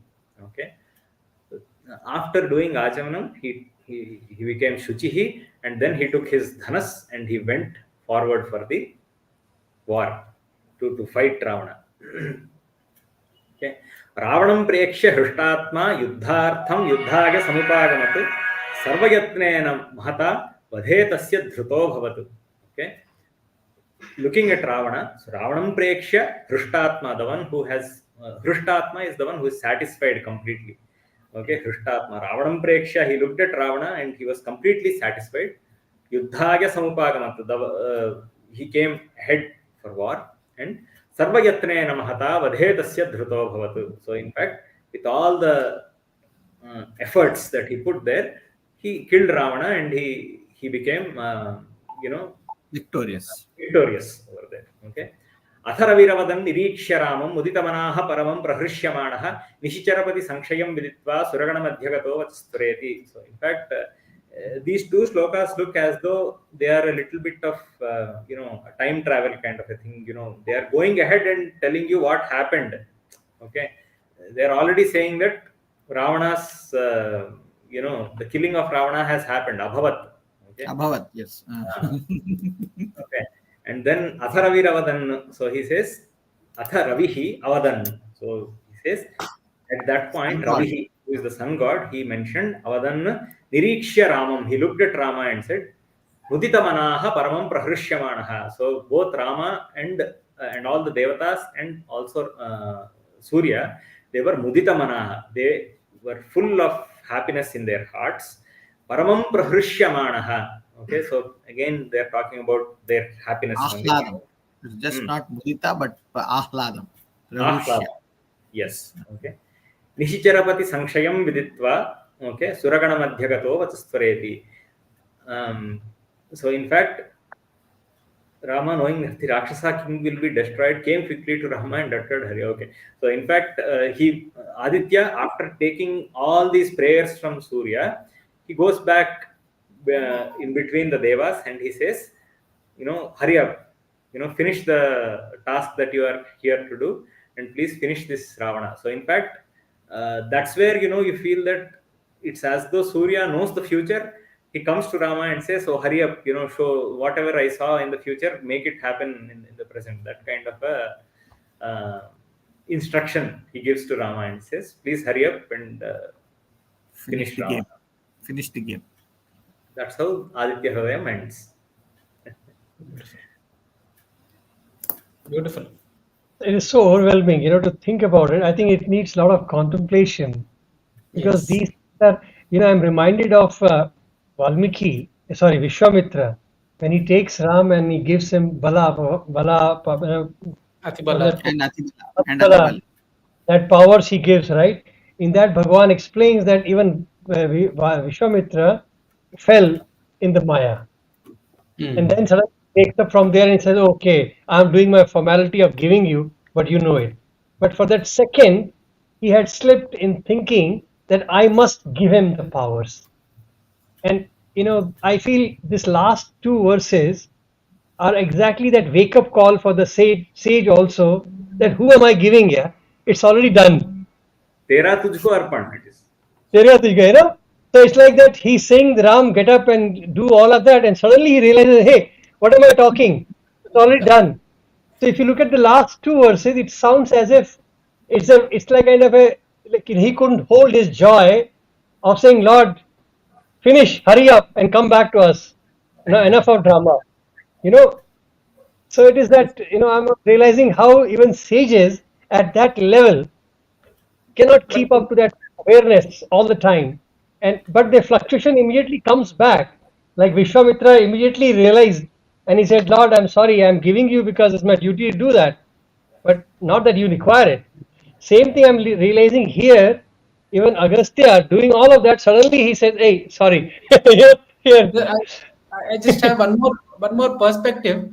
I think it's all that Aditya Hrudayam, as is in the beginning we mentioned that Swami says Hrudayam is compassion. This it's a ocean of compassion. I think unless and until that is done, because if you go back to the two or three slokas behind, where he says who is actually it is required for the one who is lost in fear, the one who is lost in the forest of life, the one who has no direction. To those people, it is required. Unless and until I think Rama camouflages Agastya's that wisdom with that Maya, he cannot extract this Aditya Hrudayam from him. I think it is for all those sadhakas, all those generations to come. For them, Rama, with such compassion, has acted as if he needed something, and Agastya, he made Agastya to feel that he has to give something. And the entire drama was enacted so that Aditya Hrudayam came to the world, and the knowledge is given back to Agastya saying, hey, what did I do? I would kind of agree because the word chinta we discussed so much, Yes. and it in the last it just makes sense suddenly that now he's smiling. Can you imagine Ram being in chinta and then smiling? So it is like, okay, my job is done. Aditya Hrudayam has come to the world, and now I'm smiling. It's like that. But imagine the rishi getting excited and saying, okay, hold on, boss, what did I do? Immediately after that, the tone changes. The last two verses change. And it has that connotation of futuristic connotation, like, hey, what am I doing? I'm teaching him, and then whispering that, okay, Lord, finish, come back. His No, drama is done. one more analogy we can draw. Lord Krishna is showing the Vishwarupam. No, he shows Arjuna that already all are killed. The whole war is already over. Yes. Right? It's only that you are nimitta matra. So same thing here again. Right? So it's already done. So that the concept of time actually disappears, and the whole thing, what in all this what is coming out is that the whole thing is just a leela. There's no concept of time actually. I'm reading Padma Puran, And in that, there's a system which explains that the creation, at the beginning of creation, all these Saptarishis and the mandala, they are reborn with Brahma. Brahma creates them again. Rest, everybody is a karmic cycle, but these people are like they come out. Yeah. So I'm looking at it that way now. To look at Agastya is of that caliber, as Raju gave a very beautiful story that to balance the earth, he alone was enough. So imagine of that caliber people, and they are a part of God. They are Godhead in themselves. And to extract this, even for extraction, to acknowledge, they need a camouflage of Maya. Otherwise, it won't come out. Yes. And that is the power of God, that Godhead, that it can even extract from them by Maya. Otherwise, why would Agastya even utter? Because he is already lost in his meditative mode. So even that camouflage is required. It is so mind-boggling for me to think like, my God, we are nowhere in the counting also, man. No, We're talking about Agastya, my goodness, who drank off the whole water, in the ocean. So imagine the caliber of people, and here is so subtle. As you explained, Jagdish, the last two stanzas tone change. English doesn't have it, so I was missing it out. But now when you read it, it suddenly made sense. Like, my God, it is like at the end he catches it and says, "Oh my God, what am I doing?" Yeah. You are already there. So, but that catch is so subtle that even a sage has to wake up for that. Hey, I'm entrapped. Yeah. But Ram is happy that job is done. The world has got Aditya Hrudayam. You know, the job is done. World has to get the benefit. It's so fantastic. This Thank you, brothers. I 1970, think our time is settled. Yes, Raju. sorry, just one last line, brother. In 1974 summer course, discourse, Swami says that Veda describes human life as 116 years. 24 years is for Vasu, 44 years for Rudra, and the rest 50 is for Aditya. He says 24 years is Vasu, where you have to follow instructions. And he says, unfortunately, the rest for 44 years, the next 44 years, is spent in Rodhana of the world. That is, and very little of Aditya, that is the next 50, very little of Aditya is taken into this Rodhana. That is why life forces dry up, and you end up somewhere between 70, 80, 90, you pack up. Otherwise, if you inculcate, Swami goes on to say, if you inculcate Aditya into this 50 plus 20, 24 plus 44, you will end up living 116 years. Says giving up the bad qualities, giving up, he gives description as just like the sun sucks away the bad qualities, give up those bad qualities. He says install Aditya in your heart. And he doesn't say that, but he says the dictum of Veda will never go wrong. And he says Veda tells you that your lifespan is 116 days, essentially saying if you do this you will live very long. So that's why Aditya Hrudayam is considered to be a great health giver. I think it is also a great prayer that our submission to all the one who is listening, that probably make it as a part of our daily ritual. Just chant it whenever you I'm can. happy you brought up Vasurudra Aditya Rupas because, again, this is the Mahalaya Paksham. Okay, the forefathers are in three levels. Okay, Beautiful. Yeah. Wow. immediate forefathers are in the Vasurupam. Was. Yeah. The next level of forefathers are in the Aditya Rupam, in the Rudra Rupam. The third level of forefathers are in the Aditya Rupam. Beautiful. Then Wow. beyond. Beautiful. Okay. So that's Wow. why the Vasurudra Aditya Rupas are, are used everywhere in the, it's important to remember those three at least in the Mahalaya Pakshas. Happy that you brought it up. Somehow, all the viewers also Yep. can listen to it and, be blessed. Wow. Wow. Beautiful. I think Bhagwan makes it sure that he conveys what he has to convey. So, thank you, brothers. I think we are amazing session. Thank you so much. Grateful to Bhagwan again, and thank you, viewers, for participating. And we love to hear from you. This video will be available on the channel. So, Sai Ram, and thanks. Sai Ram, brothers. Sai Ram.